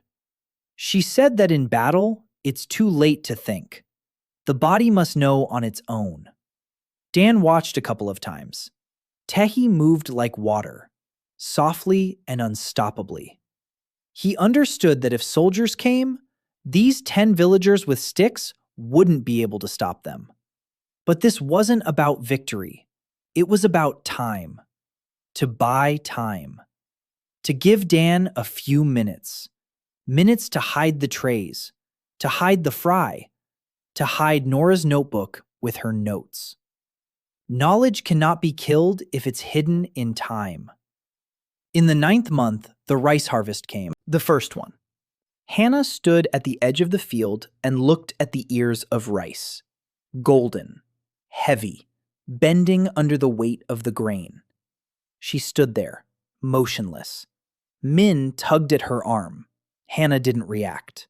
Then she sank to her knees right into the water of the rice paddy and wrapped her arms around the ears of rice, pressed them to her face. Dan stood off to the side. He didn't approach. This was her moment, hers and her husband's, who was no longer with her. They'd harvested the crop in 3 days, all together. Dan, Amber, Hannah, Nora, Cole, Jenny, Finn, Tai-hee. Even Lorelei had come. Even Garrick. The village elder stood in the field, ankle deep in water with his aged knees, and cut the ears of rice with a knife, in silence, with the expression of a man who realized he'd been wrong. The harvest. 120 kilograms of unhusked rice from 2 small plots. Not much by the standards of a normal farm. A lot by the standards of a village where people ate tree bark. Hannah threshed the grain by hand. She winnowed it. She ended up with about 80 kilograms of clean rice. Rice grains. White, round, heavy in the palm of her hand. Hannah poured some onto the table in Mabel's house. The grains scattered across the wood with a soft clatter. Mabel looked at the rice and touched it with her fingers. Then she said she hadn't seen rice in 30 years. That merchants used to bring it from the south when she was a girl. That it was worth its weight in silver. Now it lay on the table, grown right here, in the field next to the pond, in a village that was supposed to die. Dan divided up the rice, fairly. Each family got a share. He set aside some for seed. Hannah insisted. 20 kilograms for seed. That hurts. It means people will get less. But without seed, there won't be a next harvest. Dan agreed. Hannah knew what she was doing. She was thinking 2 seasons ahead, just like him. Sister Evelyn Bright arrived in the 10th month, on a mule, wearing the modest habit of the Order of Holy Water. Young, 28 years old, a calm face, a soft voice, eyes that noticed everything. She dismounted at the chapel and introduced herself to Tobias. She said she had been sent by the bishop to investigate reports of unusual practices in Lowbrook. Tobias turned pale. Dan stood by the pond and watched as the priest led the nun through the village, pointing, explaining. Tobias's hands were shaking. Evelyn walked calmly. She watched. She listened. She nodded. When they reached the ponds, she stopped. She stared at the water for a long time, at the fish, at the trays of fry, at the rice paddy. Then she turned to Dan. She asked who he was. Dan replied that he was a day laborer. Evelyn smiled. She said that day laborers don't build systems like this. She asked where he had studied. Dan replied that it was far away. Evelyn said that wasn't an answer. Dan said it was the only answer he had. Evelyn didn't press him. She stayed in the village. She settled into a room at the Lorelei Inn. Every day she came to the ponds. She sat on the bank. She observed. She took notes. Dan didn't interfere. She didn't interfere. They coexisted side by side. A week later, she approached him and asked about filtering water through sand and charcoal, how it works, Why charcoal purifies water? Dan explained. Charcoal is porous. It has millions of tiny holes. Dirt and harmful particles get trapped in these holes. Sand traps larger particles. Together, they purify the water of most impurities. It's not magic. It's the properties of the materials. Evelyn listened with the expression of someone to whom a door had suddenly been opened to a room that had always been nearby, but which she hadn't known about. Then she said quietly that there were old books in her order's library, very old ones. In one of them, she had seen a drawing. It looked like his ponds, a system of ponds with canals and fish. The drawing was 200 years old. They had been ordered not to open the book. Dan froze. He asked where this library was. Evelyn shook her head. She said she couldn't answer that yet, that she needed to think it over, that this touched on matters more serious than the fish in the ponds, and that she had to be sure Dan was who he claimed to be. Dan didn't press her. He knew how to wait. The fish had taught him patience long before he came to this world. Evelyn watched for 2 weeks, silently, intently. She came at dawn and left after sunset. She sat by the ponds. She walked through the rice fields. She talked to Hannah about irrigation, to Nora about the records, to Tobias about theology, to Lorelei about the village, to everyone except Dan. Dan waited. On the 15th day, she approached him in the evening. He was sitting on the bank of the first pond, mending a fishing net. The reeds were getting soggy and falling apart. The frame had to be replaced every 2 months. Evelyn sat down beside him. She was silent for a minute. Then she said she'd written a report for the bishop. Dan didn't look up. He asked what was in the report. Evelyn replied that the report stated the following: no heresy was found, no witchcraft, no violation of the divine order. Forgotten knowledge about raising fish in stagnant water and intercropping rice was discovered. These practices do not contradict the order's teachings. Recommendation: leave the village alone. Dan looked up. He looked at her. She was staring at the pond.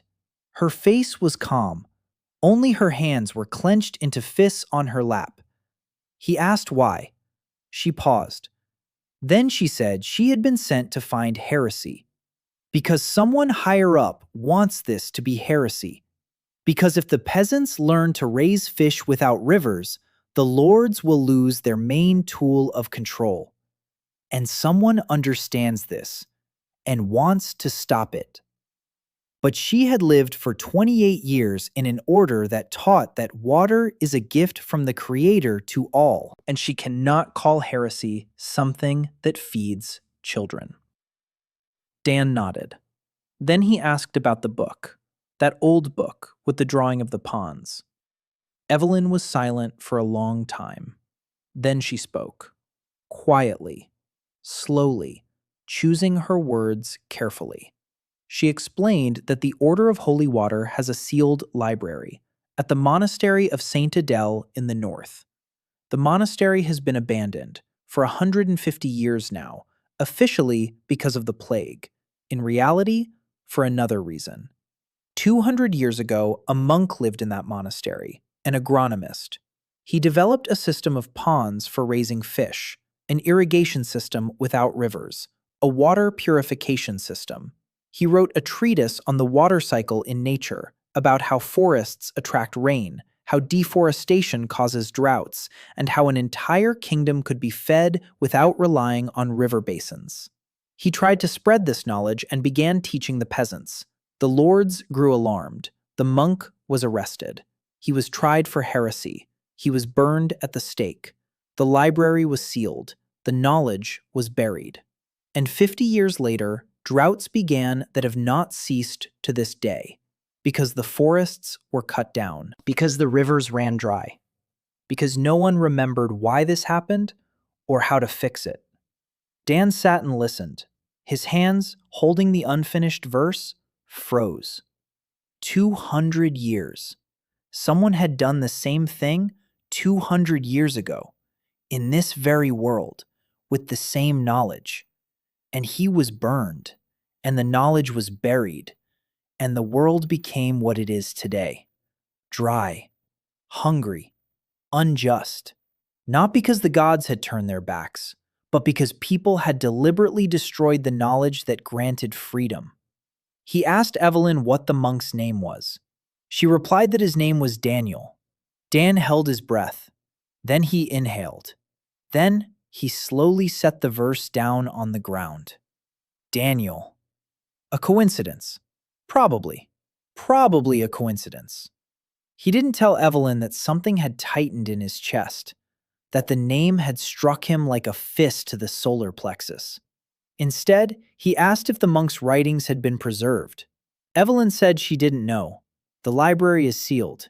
She knows where the monastery is. She knows how to get there.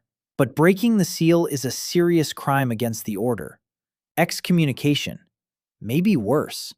Dan asked what could be worse than excommunication. Evelyn said quietly, execution. The order knows how to keep its secrets. Dan nodded. He said he wasn't asking her to risk her life. Evelyn looked at him, then at the pond. Fish splashed in the sunset light. Then she said she'd suspected her order was lying her whole life, that the droughts weren't God's punishment, but the result of something man made. That knowledge had been hidden on purpose, that people had been condemned to starvation for the sake of power, and that now she saw the proof, right in front of her, in the pond with the fish, and that she couldn't unsee it, nor did she want to. They sat side by side in silence. 2 moons were rising above the horizon. The fish splashed. Frogs croaked. Somewhere in the village, children laughed. Dan thought that he now had an ally within the system. A dangerous ally. Because Evelyn knew things that could cost them their lives. Hers and his. But without that knowledge, his pawns would remain just pawns. A petty rebellion by a single village against a single baron. But with that knowledge, they could become something greater. Proof that the world was meant to be different, that the drought was not a curse, but a crime, and that this crime could be rectified. The following week, news arrived. Bad news. A merchant from Highfield told Lorelei over dinner. Baron Morvale had hired a special person, a heresy hunter, a former inquisitor named Anselm Crow, a specialist in cases involving unnatural practices. He had already set out. He was on his way to Lowbrook. Lorelei relayed the news to Dan that same evening. Dan stood in the doorway of his shed and listened. Then he asked how much time he had. Lorelei replied that, according to the merchant, Crow was currently in Highfield, questioning people, gathering information.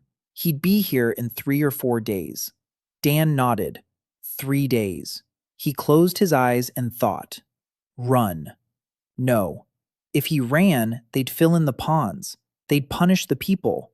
Everything he'd been building for 10 months would be lost. Hide. Maybe. Lorelei's cellar. But if Crow was a real inquisitor, he'd search every house, every cellar, every nook and cranny. Fight. No. Tahi alone against a professional hunter with soldiers? That's suicide.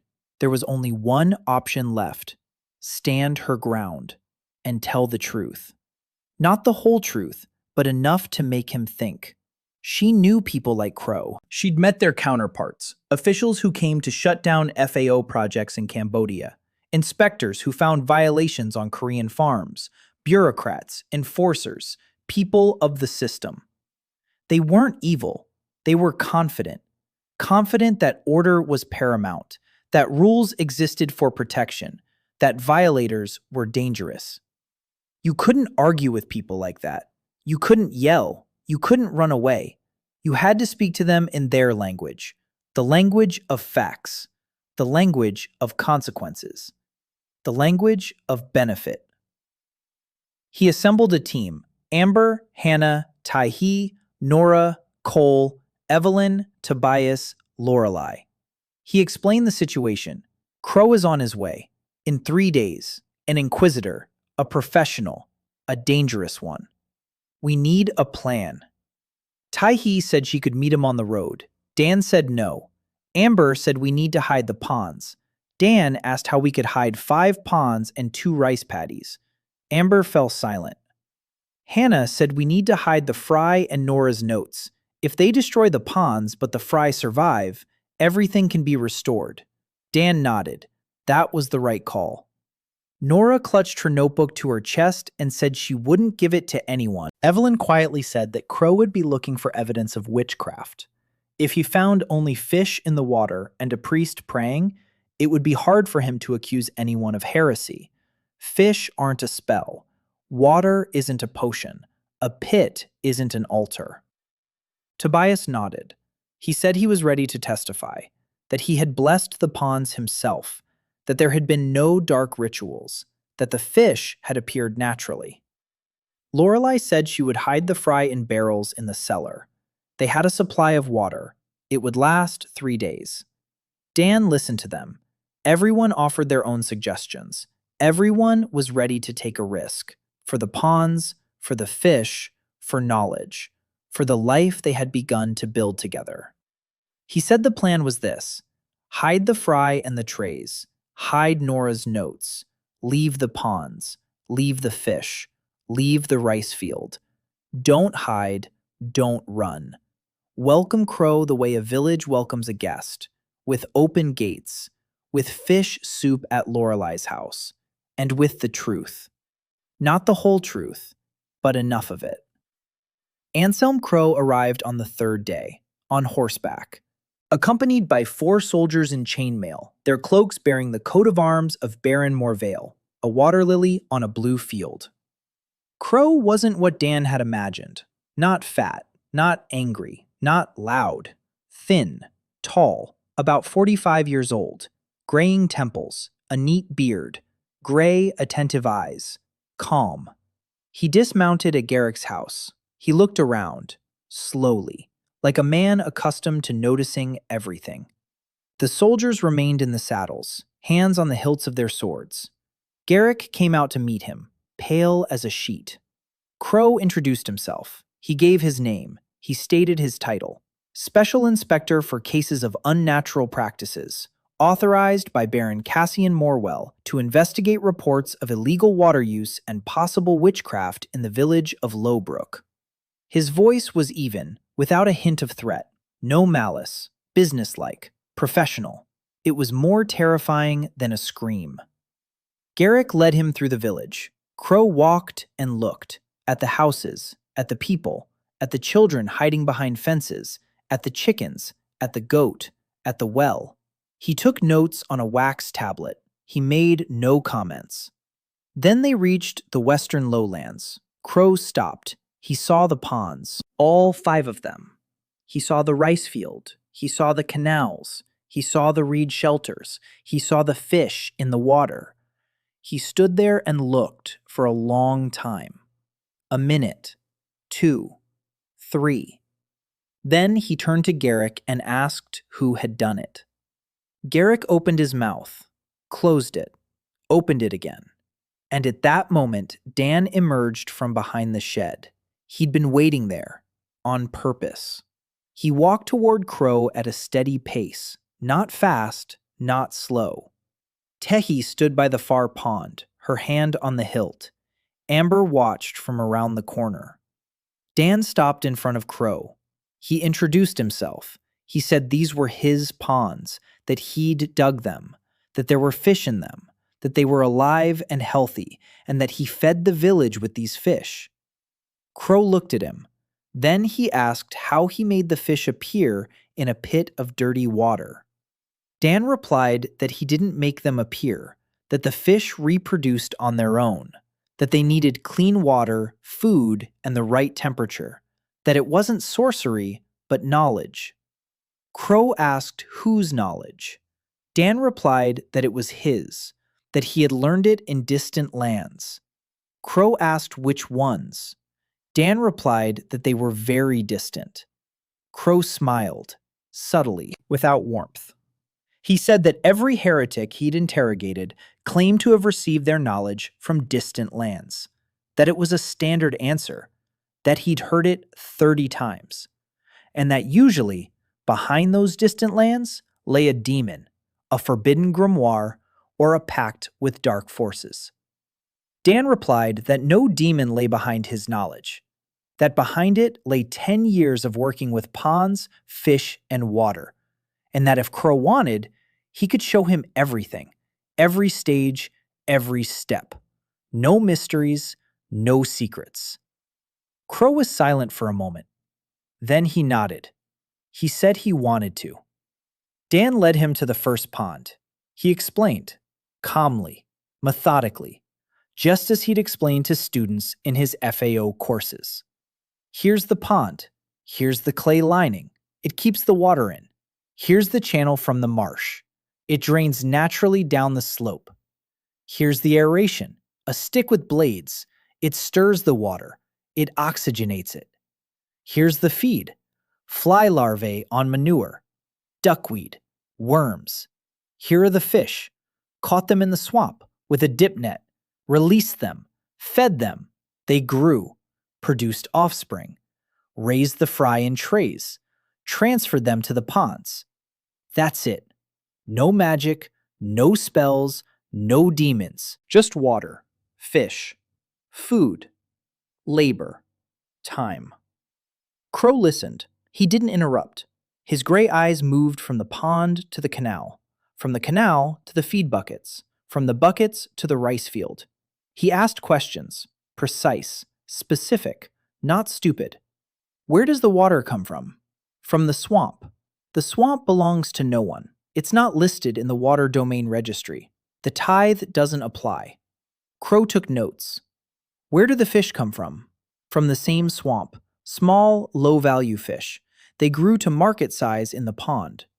Crow took notes. Who else is involved? A few villagers. They help with digging and feeding. Crow took notes. What's the goal? To feed the starving village. Crow looked up from the sign. He looked at Dan. He asked if Dan thought he was smarter than the lords who had ruled the water domains for centuries. Dan replied that he didn't, that the lords ruled the rivers, and he dug holes, that they were different things. Crow didn't smile, but something in his eyes changed, for a second. Then it faded. He turned to the soldiers and told them to set up camp in the square.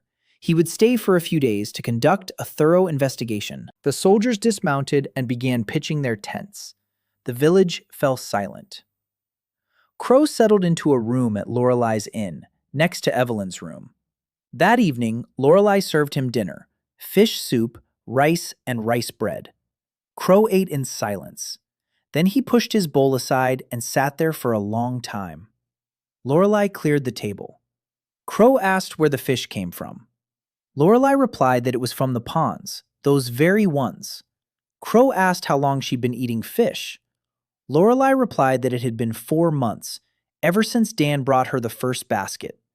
Before that, she hadn't eaten meat for 5 years. Crow was silent for a moment. Then he asked if the soup was good. Lorelei looked at him. She replied that yes, it was good. Crow nodded. He stood up and went to his room. For 3 days, Crow walked around the village. He spoke with every resident, separately, one-on-one. With Garrick, with Mabel, with Tobias, with Colonel, with Jenny, with Bourne, with Pip, with everyone. The same questions every time. What Dan was doing, how he was doing it, had they seen any witchcraft? Had they heard any spells? Had they noticed any strange signs or symbols? Everyone answered the same way. No witchcraft, no spells, no signs. Just holes, just water, just fish. Just a man who knows what he's doing. On the 4th day, Crow approached Evelyn. They talked for an hour. Dan didn't hear what they said. He only saw Evelyn sitting upright and calm while Crow paced in front of her and asked questions. Then Evelyn took out her report. She showed it to him. Crow read it. Twice. Then he handed it back. He didn't say a word. On the 5th day, Crow came to see Dan at dawn. Dan was standing knee-deep in the first pond, checking the fish. He was feeling their backs. He was looking at their gills. Crow stood on the bank and watched. Then he asked why Dan was touching the fish.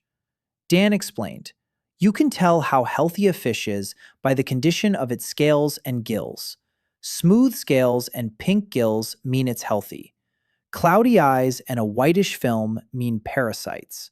Loose scales and pale gills mean oxygen deprivation." Crow listened. Then he said quietly that in 20 years on the job, he'd seen a lot of things. Real witchcraft, con artists, madmen, fanatics. But he'd never seen a man who would wade into muddy water at dawn just to touch a fish's gills. Dan climbed out of the pond. He wiped his hands on his pants. He told Crow that he wasn't a sorcerer, that he was a farmer, that there was a difference between the two. Crow was silent.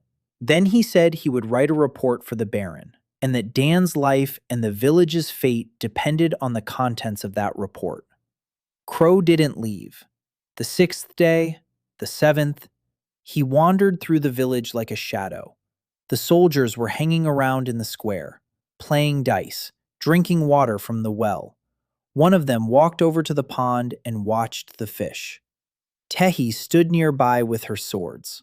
The soldier looked at her. She looked at him. He walked away. On the 8th day, what Dan had feared happened. Crow found the trays. Not the ones that had been hidden, new ones. Dan had stocked the 3rd batch of fry 2 days before Crow's arrival. He hadn't had time to hide them. The trays were standing behind the 2nd pond, covered with a mat. Crow lifted the mat and saw hundreds of tiny fish in the warm water. He stood there and watched. Then he called for Dan. Dan came over. Crow pointed at the fry. He asked what they were. Dan replied that they were fry, the offspring of the fish from the pond. Crow asked how many there were. Dan replied that there were about 300. Crow asked how many there would be in 6 months. Dan replied that if all went well, there would be about 200 adult fish. Crow was silent. He was doing the math in his head. Dan could see his lips moving. 200 fish, 1 kilogram each. 200 kilograms of fish from a hole filled with water every 6 months, without a river, without a license, without a tithe. Crow understood the math. Dan could see it on his face, and he could see that Crow understood something else as well. That if 1 man in 1 village could do this, then 10 men in 10 villages would yield 2 metric tons of fish a year, without rivers, without lords, without oversight. This wasn't heresy, it was a revolution. Crow turned to Dan. His eyes were heavy. He said he had to destroy the ponds, that such was the Baron's order, that the law was on the Baron's side, that water domains were sacred, that violating the monopoly on water was a crime against the crown. Dan replied calmly. He asked Crow if he knew what was happening in the south. Crow knew. Famine, riots, villages dying out entirely, rivers that had dried up, fields that yielded no crops. Dan asked if Crow knew what would happen in 6 months. Crow was silent. Dan said that in 6 months the drought would reach here, all the way to Lowbrook, to Highfield, to every village in Baron Morwell's domain. The rivers will run even shallower, the wells will dry up, the fields will die completely. And then people will start dying, not from hunger, from thirst, because there won't be any water at all. And when that happens, the only things that will work are the ponds, closed systems, not dependent on rivers, not dependent on rain, dependent only on swamp water that nobody needs. Crow listened. Dan continued. He said that Crow could destroy the ponds today. He could arrest him. He could execute him. That was his right. But in 6 months, when the drought strikes and the Baron's soldiers' children begin to starve, someone will remember that there was a man who knew how to raise fish in a pit, and that he was killed. And then Crow would stand before those starving children and explain why. Crow stood motionless. His face was stony. His eyes were unblinking. He was silent for a long time, a very long time. Then he turned and walked away, without a word. Dan stood by the trays of fry and watched him go. His hands were shaking. His knees, too. He sat down on the ground and stayed there until he stopped trembling. Amber came over. She asked what he'd said. Dan replied that he'd told the truth. Amber asked if that would help. Dan said he didn't know. Crow spent 2 more days in the village, silent, withdrawn. He didn't ask any questions. He didn't take any notes. He just walked around. He watched. At dawn on the 10th day, he left the inn and approached Dan, who was standing by the first pond. Crow said he had written a report. The report states the following. Artificial ponds containing fish have been discovered in the village of Lowbrook. The ponds are fed by a marsh not listed in the Registry of Water Domains. No formal violation of the water tithe has been identified. No signs of witchcraft have been detected. Interviews with residents and a church representative confirm the absence of unnatural practices. Recommendation: further observation. Dan listened. Then he asked what further observation meant. Crow replied that it meant he would leave, and that he would return in 6 months. And that during those 6 months, Dan must prove that his system works. Not to him, not to the Baron, but to reality. If in 6 months, when the drought strikes, the ponds are feeding the people, then Crow will write a different report. If not, then Crow will do what he must. Dan asked, what if the Baron refuses to wait? Crow replied that the Baron would agree. Because the Baron currently has more serious problems than fish-filled ponds in a remote village, a rebellion in the south of his domain, falling revenues, a threat from neighboring lords, Little Lowbrook isn't a priority. Not yet. Crow mounted his horse. He looked down at Dan from above. Then he spoke quietly, so the soldiers wouldn't hear. He said that in 20 years he'd burned 14 people, that each of them was guilty, or at least he thought they were guilty, and that Dan was the first person in 20 years he wasn't sure about. Then he turned his horse around and rode away. The soldiers followed him. The village breathed a sigh of relief. Mabel cried with relief. Garrick sat down on a bench by the house and covered his face with his hands. Tobias crossed himself. Tehi took her hand off her sword.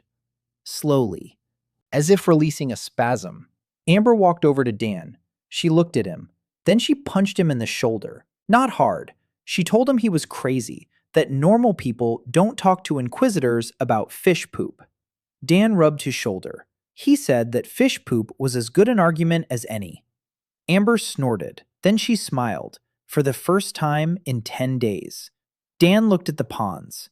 They were still there, intact, full of fish, full of life. 6 months. Crow had given him 6 months. That would be enough. Half a year. Dan counted the days. Every day meant another gram of weight on each fish. Another grain of rice in an ear of rice. Another person who had learned to dig a pond. He worked like a man possessed. Not because he was afraid of Crow, because he could feel the drought coming. It was on its way. He saw it in every dried-up stream, in every cloud of dust on the horizon, in every well that sank a palm's width deeper each week. The marsh had shrunk by 1/3. He cut back on water intake to a minimum, just enough to compensate for evaporation, not a drop more. The canopies over the ponds grew denser. He built a second row of dry reeds, double shade. The water temperature in the pond stayed at 28 instead of 32 in the open air. The fish survived. The 11th month, the 12th. A year had passed since he'd woken up.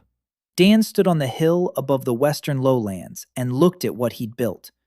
7 ponds, 3 rice paddies, a feeding pit with duckweed, 10 manure buckets, 12 incubation trays, canals from the marsh, canopies, agitators, rice plants, nets, an entire farm.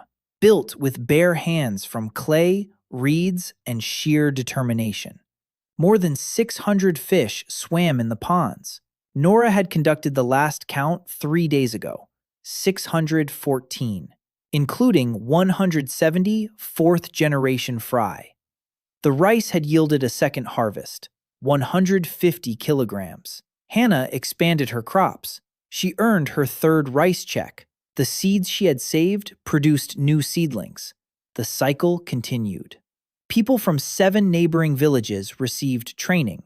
Reed from Highfield, 4 more, then 3 more, and more. Each left with fry and knowledge. Each built a pond at home. Not everything went smoothly. 2 of them lost their fry. The water was too dirty. There wasn't enough aeration. Dan sent Amber to help.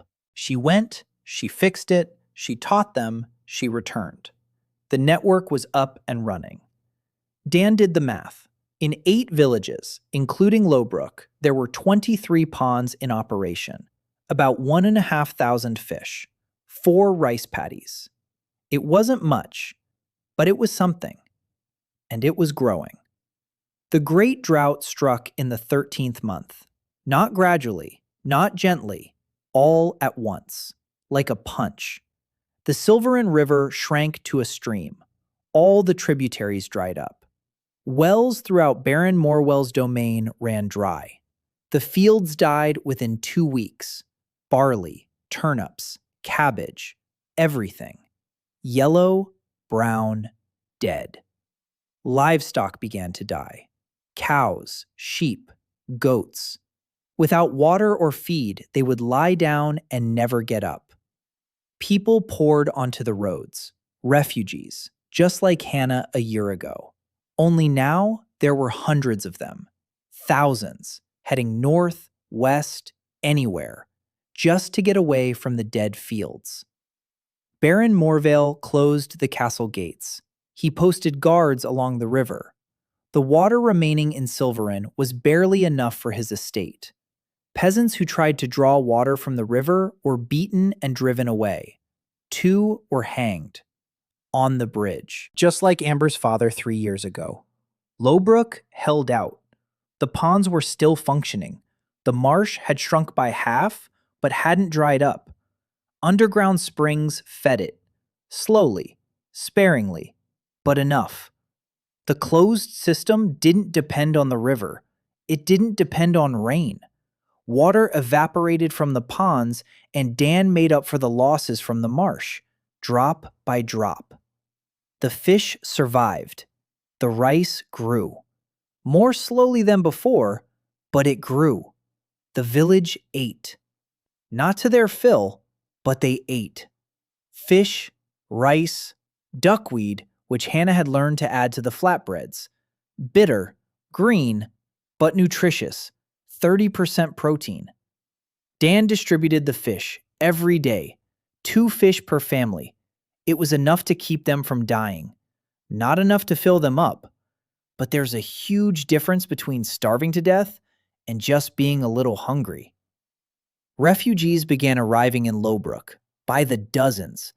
They'd heard there was food here, that people didn't die here, that there was a man here who knew how to get fish out of a pit. Garrick stood in the square, unsure what to do. The village couldn't take everyone in. The ponds couldn't feed 100 extra mouths on top of the regular residents. But people were standing at the outskirts, with children, with bundles, with empty eyes. Dan made a decision. He told Garrick that every refugee who wanted to stay would have to work. Dig new ponds. Expand the system. More hands mean more ponds. More ponds mean more fish. More fish mean more mouths to feed. Growth. Not through a miracle, through hard work. Garrick looked at him. Then he nodded. For the first time all year, without hesitation. The refugees dug. Men, women, teenagers. Dan paired them up with trained villagers. Cole showed them how to coat the walls. Jenny showed them how to weave the tops. Finn taught them how to operate the mixer. Nora handed out copies of her notes. Rough, copied with a charcoal pencil, but legible. Instructions: how to build a pond, how to stock it with fish, how to feed them, how to monitor them. In a month, the village had doubled in size. 12 new ponds, 40 new residents. Chaos, mud, shouting, arguments. Dan kept things under control, quietly, methodically. No shouting, just as he was used to on FAO projects. When 50 people in a Cambodian village are shouting at once, the only way to restore order is to grab a shovel and start digging. People fall silent and watch. Then they grab their own shovels. It worked here too. In the 14th month, Baron Morvale sent a detachment, 20 soldiers, with orders to confiscate all the fish and rice from Lowbrook for the castle's needs. The detachment commander was a young lieutenant with a nervous expression. He rode into the village and saw something he hadn't expected. Not a dying village, a living one. People, children, more ponds than houses, and a woman with 2 swords at her belt, standing in the road and staring at him without blinking.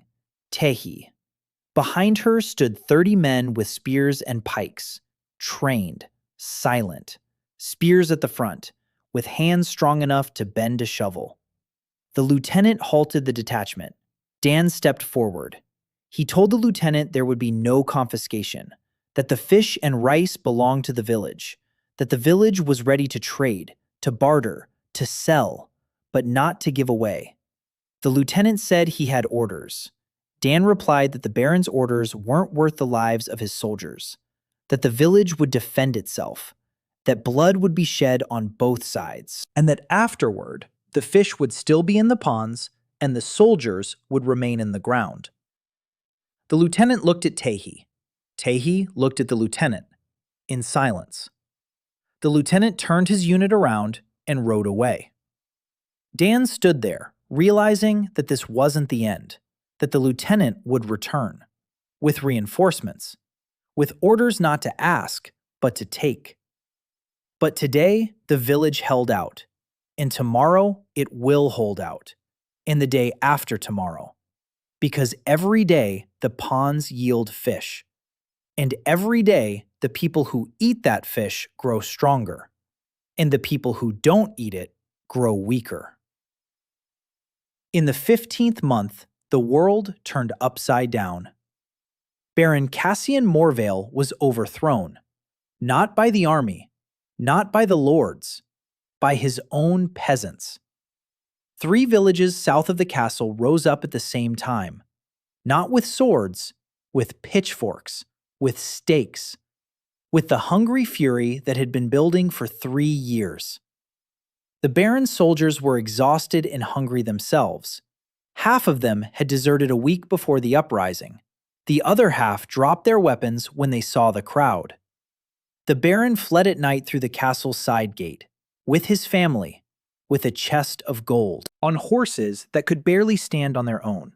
He was caught 2 days later on the road to the capital, by the peasants of Highfield, the very same ones from whom he'd been extorting tithes for 3 years. They didn't kill him. They brought him back. They put him in his own dungeon. They locked him up. The news reached Lowbrook via a merchant. Lorelei stood behind the counter and listened. Then she turned to Dan, who was sitting in the corner. Dan was eating rice porridge. He looked up. He looked at Lorelei. She said the Baron had been overthrown. Dan finished his porridge. He set down his bowl. He said it didn't change anything. The fish needed to be fed in the morning. He got up and went to the ponds. But something had changed. A week later, a messenger arrived in the village. Not from the Baron, from someone else, from the capital. The messenger brought a letter, sealed with red wax, addressed to Dan. Just Dan, no last name. Dan broke the seal. Inside was a single sheet of parchment. The handwriting was neat. The words were cautious. Someone from the capital's nobility had heard about a man who raised fish without rivers, and about a village that didn't go hungry when everyone else did. This person invited Dan to the capital for a conversation, no strings attached. The letter was signed with a single initial. Dan didn't know what that initial stood for, but Evelyn did. She turned pale when she saw it. She said it was the Chancellor's initial, the second most powerful person in the kingdom after the king. Dan folded the letter. He looked at Evelyn, then at Amber, then at Hannah, then at Taehi, then at Nora, then at Lorelei. 6 women, 6 pairs of eyes, each of them looking at him in her own way. Amber with anxiety, Hannah with understanding, Taehi with readiness, Nora with fear, Lorelei with calculation, Evelyn with hope. He said he would go. Amber said she would go with him. Hannah said she would too. We need to show the data. Taehi simply nodded. It wasn't up for discussion. He wouldn't go without security. Nora said she had to go. She had the records, the data, the evidence. Without them, any conversation is just words, and words are worthless without numbers. Dan looked at her and thought that she was 16 years old and already reasoning like an analyst. Lorelei said she'd go because someone had to handle the horses and make sure those dreamy scientists didn't forget to eat on the road. Evelyn said she'd go because on the way to the capital, they'd pass by the monastery of Saint Adele, and that it was time to break into the library. Dan looked at her. He asked if she was sure. Evelyn replied that she was sure, that the order had been lying for 200 years, that people had died because of that lie, children, the elderly, entire villages, and that if she were executed for this, she would stand before the Creator with a clear conscience. Because the Creator wanted people to eat, not to starve for the sake of someone else's power. They set out 3 days later, a caravan, 6 wagons, horses borrowed from Garrick. On the wagons, fish, alive, in barrels of water, rice, sacks, fry, buckets of water and bundles of reeds, blueprints of the ponds that Nora had redrawn in white, 10 copies, and a notebook of observations, thick, filled with writing, a year's worth of data. Dan rode on the first wagon, Amber beside him, Hannah and Min in the back, Taehi on horseback. To the right and slightly ahead, hand on her sword, eyes on the road. Nora was on the third wagon. She clutched the notebook. Lorelei drove the fourth. Evelyn rode a mule, silent, focused. They traveled north for 2 days. The road was empty, dead. The villages along the way stood silent. Smoke from chimneys was sparse. The fields were gray. If there were any people, they didn't show themselves. The drought had scorched everything. On the third day, they turned off the road. Evelyn pointed the way. Through the forest, what remained of the forest. The trees stood dry. The leaves had fallen before their time. The trunks were gray. The forest was dying.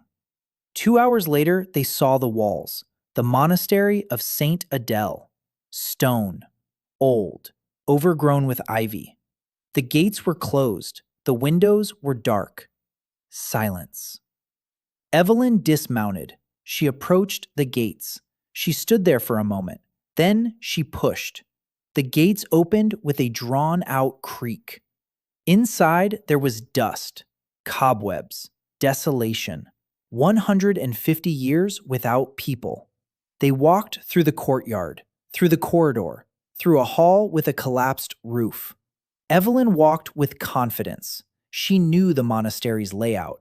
She had studied it in the order's books. The library was downstairs, in the basement. A stone door, sealed with a lead seal bearing the order's symbol. Evelyn took out a knife. She cut off the seal. Her hands didn't tremble. Her face was calm. She pushed the door open. Behind the door was a room, small, stone walls, stone shelves, and books. Dozens of books, scrolls, notebooks, covered in dust, but intact. The stone had preserved them. The dry air had preserved them. They had been waiting here for 200 years in the darkness. Evelyn lit a torch. The light fell on the spines. Dan walked in. He took the first book from the shelf. He opened it. Drawings, diagrams of ponds, canals, filtration systems, rice fish fields, water cycles, spawning tables, instructions for building dams, for planting trees to retain moisture, for terracing slopes. Everything. Everything he knew. Everything he'd brought with him from another world. It was here, 200 years ago, written by another person, in different words, but the same principles, the same science, the same truth. He opened book after book. His hands were shaking. Nora stood nearby, her mouth agape. Hannah was crying quietly. Amber stood in the doorway, unable to enter. Evelyn held a torch and looked at the books with the expression of someone who had finally found what they'd been searching for their whole life. The last book, on the bottom shelf, thin, leather-bound, a diary. Dan opened it. The handwriting was small, neat, strangely familiar. The last entry on the last page. Dan read it and sat down on the stone floor, right in the dust. He stared at the ceiling. If you're reading this, it means the world is dying of thirst again. I prayed that someone would come to finish what I started. My name was Daniel. I was not of this world. Evelyn asked quietly what was written there. Dan didn't answer right away. Then he said that it seemed he wasn't the first one here, and it seemed he wouldn't be the last. The capital of Weldmar was called Crestval. Stone walls, towers, cathedral spires. The Silverin River flowed through the city, or rather what remained of it, a narrow, murky ribbon at the bottom of a wide riverbed. The banks were caked in mud. Boats lay on their sides on the exposed riverbed. The city was alive but sick. Dan saw it right away. Lines at the wells, guards at every water source, people with empty eyes on the streets. The children were quiet. They weren't running. They weren't shouting. They were conserving their strength. A familiar scene. He'd seen this in Cambodia before he launched his first project. Only here, the scale was much greater. Much, much larger. The caravan entered the city through the southern gate. A crowd stood at the gate, hungry people. They stared at the carts, at the barrels, at the sacks. Tehi placed her hand on her sword. Dan told her no. He stopped the caravan, climbed down from the cart, and walked over to the first barrel. He opened the lid and pulled out a fish. Alive, silvery, flopping. He held it out to the first child in the crowd, a boy of about 7. Dirty, skinny, with huge eyes. The boy took the fish with both hands and pressed it to his chest. The fish was flopping. The boy held on. Dan spoke softly, to everyone and no one.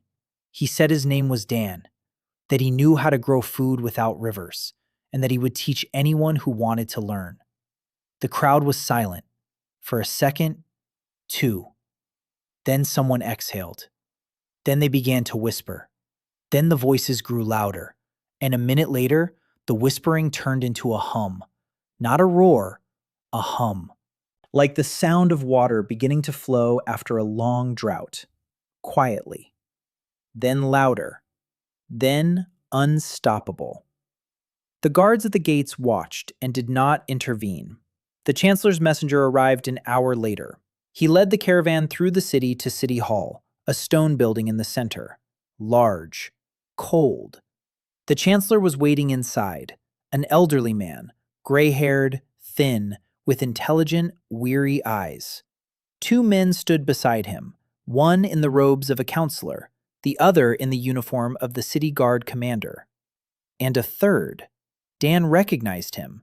Anselm Crow, in civilian clothes, without the insignia of the Inquisition. He stood by the wall, silent, looking at Dan. The Chancellor didn't waste time on formalities. He asked if it were true that Dan could raise fish in stagnant water without rivers. Dan replied that it was true. The Chancellor asked if he could prove it. Dan turned to Nora. Nora stepped forward, a 16-year-old girl with a notebook in her hands, standing before the kingdom's Chancellor. She didn't tremble. She opened her notebook and began to speak. Numbers, dates, fish counts by month, growth rates, fry survival rates, rice yields, water consumption, feed consumption, a year's worth of data, collected personally, verified 3 times. The chancellor listened. The advisor listened. The commander listened. Crow listened. Nora spoke for 20 minutes, without pauses, without stumbling. When she finished, the chancellor was silent. Then he turned to Crow and asked if it was true. Crow nodded. He said he had seen the ponds himself, that he had spent 10 days in the village, that there was no witchcraft involved, that there was knowledge, unusual, unprecedented, but not unnatural, and that this knowledge worked. The chancellor turned to Dan. He asked what he wanted. Dan replied, he didn't want gold, he didn't want a title, he didn't want land. He wanted 3 things. First, the abolition of the water tithe on marshland and standing water.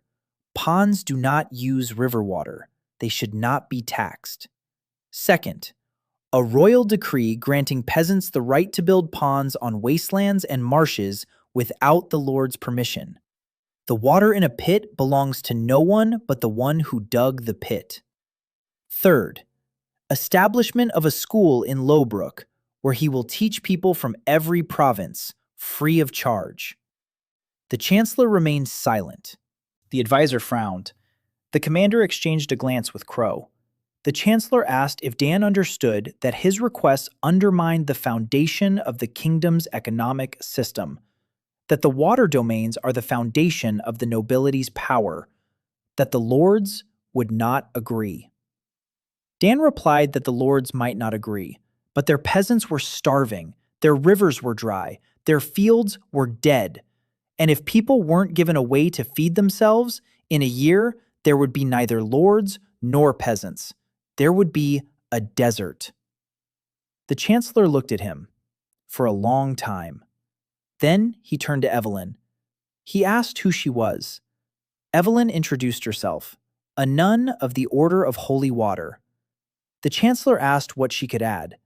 Evelyn laid out on the table books from the monastery of Saint Adele, 12 books, scrolls, Daniel's diary.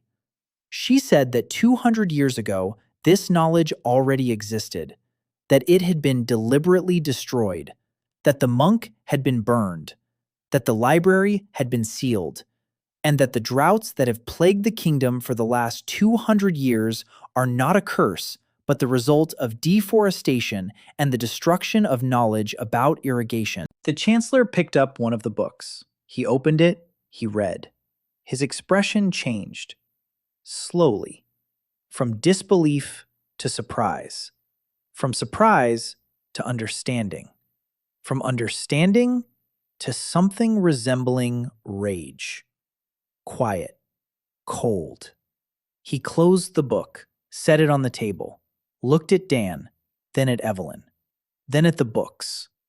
Then he said he needed time, a week, to read, to think, to talk to the king. Dan nodded. A week was fine. He knew how to wait. They waited a week. They stayed at an inn near City Hall.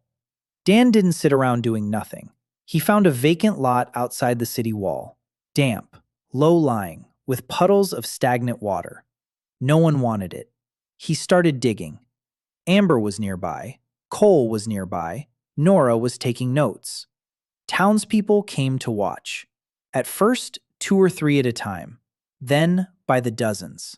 A man was digging a hole by the walls of the capital. Strange. Interesting. After 3 days, the hole became a pond. Dan filled it with water from the puddles. He released the fry from the barrels, the ones he'd brought with him. The townspeople watched as the fish swam in the hole by the wall of their city. Children pointed at them. The adults remained silent. After 5 days, the fish were eating food made from larvae that Dan had bred in manure from the city stables. The townspeople watched this every day. By the end of the week, there was a constant crowd gathered by the pond. The Chancellor summoned Dan on the 7th day. He said he had read the books, all of them, the ones Dan had shown the king. He said the king was impressed and frightened because the books proved that the drought was man-made, that the nobility was to blame, and that 200 years of lies had led to disaster. The Chancellor said that the water tithe on standing water would be abolished by royal decree, that the right to build ponds on wastelands would be enshrined in law, that a school would be established, not in Lowbrook, but in the capital, next to the pond Dan had dug by the wall. Dan shook his head. He said the school should be in Lowbrook, where it all began, where people know, where the ponds work not for a week, but for a year. The Chancellor asked why. Dan replied that a school isn't a building. A school is a place where a teacher can point and say, "Here's a pond, it's a year old. Here's a fish, it's alive. Here's rice, it's growing. Here are the children. They're well fed. You can't show that in the capital. You have to see it where it grew out of the mud." The Chancellor was silent for a moment. Then he agreed. 2 schools, one in Lowbrook, one in the capital. Dan nodded. Crow approached Dan after the meeting. They stood in the town hall courtyard. Evening. Sunset. 2 moons were rising above the rooftops of Crestwall. Crow was silent. Then he said he'd resigned, that he was no longer a heresy hunter, that he couldn't be a heresy hunter in a world where knowledge that saves lives is called heresy. Dan asked what he was going to do. Crow replied that he didn't know. Maybe he'd leave, maybe not. Then he paused and asked if the school needed a janitor. Dan looked at him, at the former inquisitor, at the man who had burned 14 people, at the man who had let him go. He said they did. Crow nodded, turned around, walked away. They were on their way back to Lowbrook a week later, in the same caravan, only now the wagons were empty. The fish had been distributed in the capital, the rice too. The fry had been released into the pond by the city wall.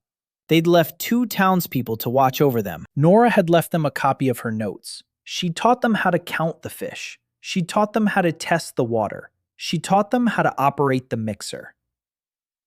They traveled along a dusty road. Heat, drought, dead fields on either side. But Dan saw it differently. Before, he had seen disaster. Now he saw a field of work. Every wasteland is a future pond. Every swamp is a water source. Every dry ravine is a future canal. Enough work for a decade, for 2, for a lifetime. They drove into Lowbrook at sunset. The village came out to greet them. Garrick stood at the edge of town, without his hat. Mabel and Leah, Finn, Pip, Bourne, Cole and Jenny, who hadn't gone to the capital and had been guarding the ponds. Everyone. Dan climbed down from the wagon. He looked at the ponds, at the fish, at the rice, at the people. Everything was in place. Everything was working. Everything was alive. Amber climbed down beside him. She stood next to him, shoulder to shoulder, in silence. Hannah led Min to the rice field to show her how much it had grown in a week. Tai-hee went to check the perimeter, out of habit. Nora ran to the trays of fry, to check the records, to compare, to count. Lorelei went to her inn. She opened the door, lit a fire in the hearth, set the pot on the stove, began to cook. Evelyn went to the chapel, to Tobias, to tell him about the monastery, about the books, about how the order had lied, and about how the truth is now free. Dan stood in the middle of the village and looked up at the sky. 2 moons were rising above the hills, one white, the other red. The very same moons he'd seen first thing when he woke up in a ditch with a dead horse, a year and a half ago, an eternity ago. He remembered his last thought in his former life, about the fry he hadn't had time to release into the pond in that Cambodian village. Now he'd released thousands of fry, into dozens of ponds, in dozens of villages. And tomorrow, he'd release even more. Amber stood beside him. She quietly asked what he was thinking about. Dan replied that he was thinking about tomorrow, about how he needed to check the third pond in the morning. The fish there had pale gills before they left. Maybe the oxygen levels had dropped. He'd need to increase the aeration. Maybe install a second wheel. Amber snorted. She said he'd just changed the kingdom's laws, and yet he was thinking about the gills in the third pond. Dan shrugged. He said laws were just paper, but gills were life, and that he'd always choose the gills. Amber shook her head. Then she took his hand. She just took it and held it. They stood there like that, the two of them, in silence. The smell of smoke from the inn's chimney drifted over the village. Lorelei was cooking fish soup. Fish splashed in the ponds. The frogs began to croak. Somewhere, Min was laughing. Somewhere, Finn's stirrer wheel was creaking. The world was dry and sick and unjust. But in one small village, on the bank of a dried-up tributary, stood ponds full of fish. And standing beside them were people who knew how to grow life from the mud. And no one will ever be able to hide that knowledge again. Never. Because it doesn't live in books, not in libraries, not in monasteries. It lives in Amber's hands, which know how to set a trap. In Nora's notes, where she counts the fry. In Hannah's rice. In Taha's swords. In the Lorelei's cellar. In Tobias's prayers for dissolved oxygen. In the notebooks of students from the 7 villages. In the ponds. In the water. In the fish. In the people. Dan-ho closed his eyes. He breathed in the evening air. It smelled of mud and smoke and rice and fish. It smelled of home. He opened his eyes and walked toward the third pond to check the gills.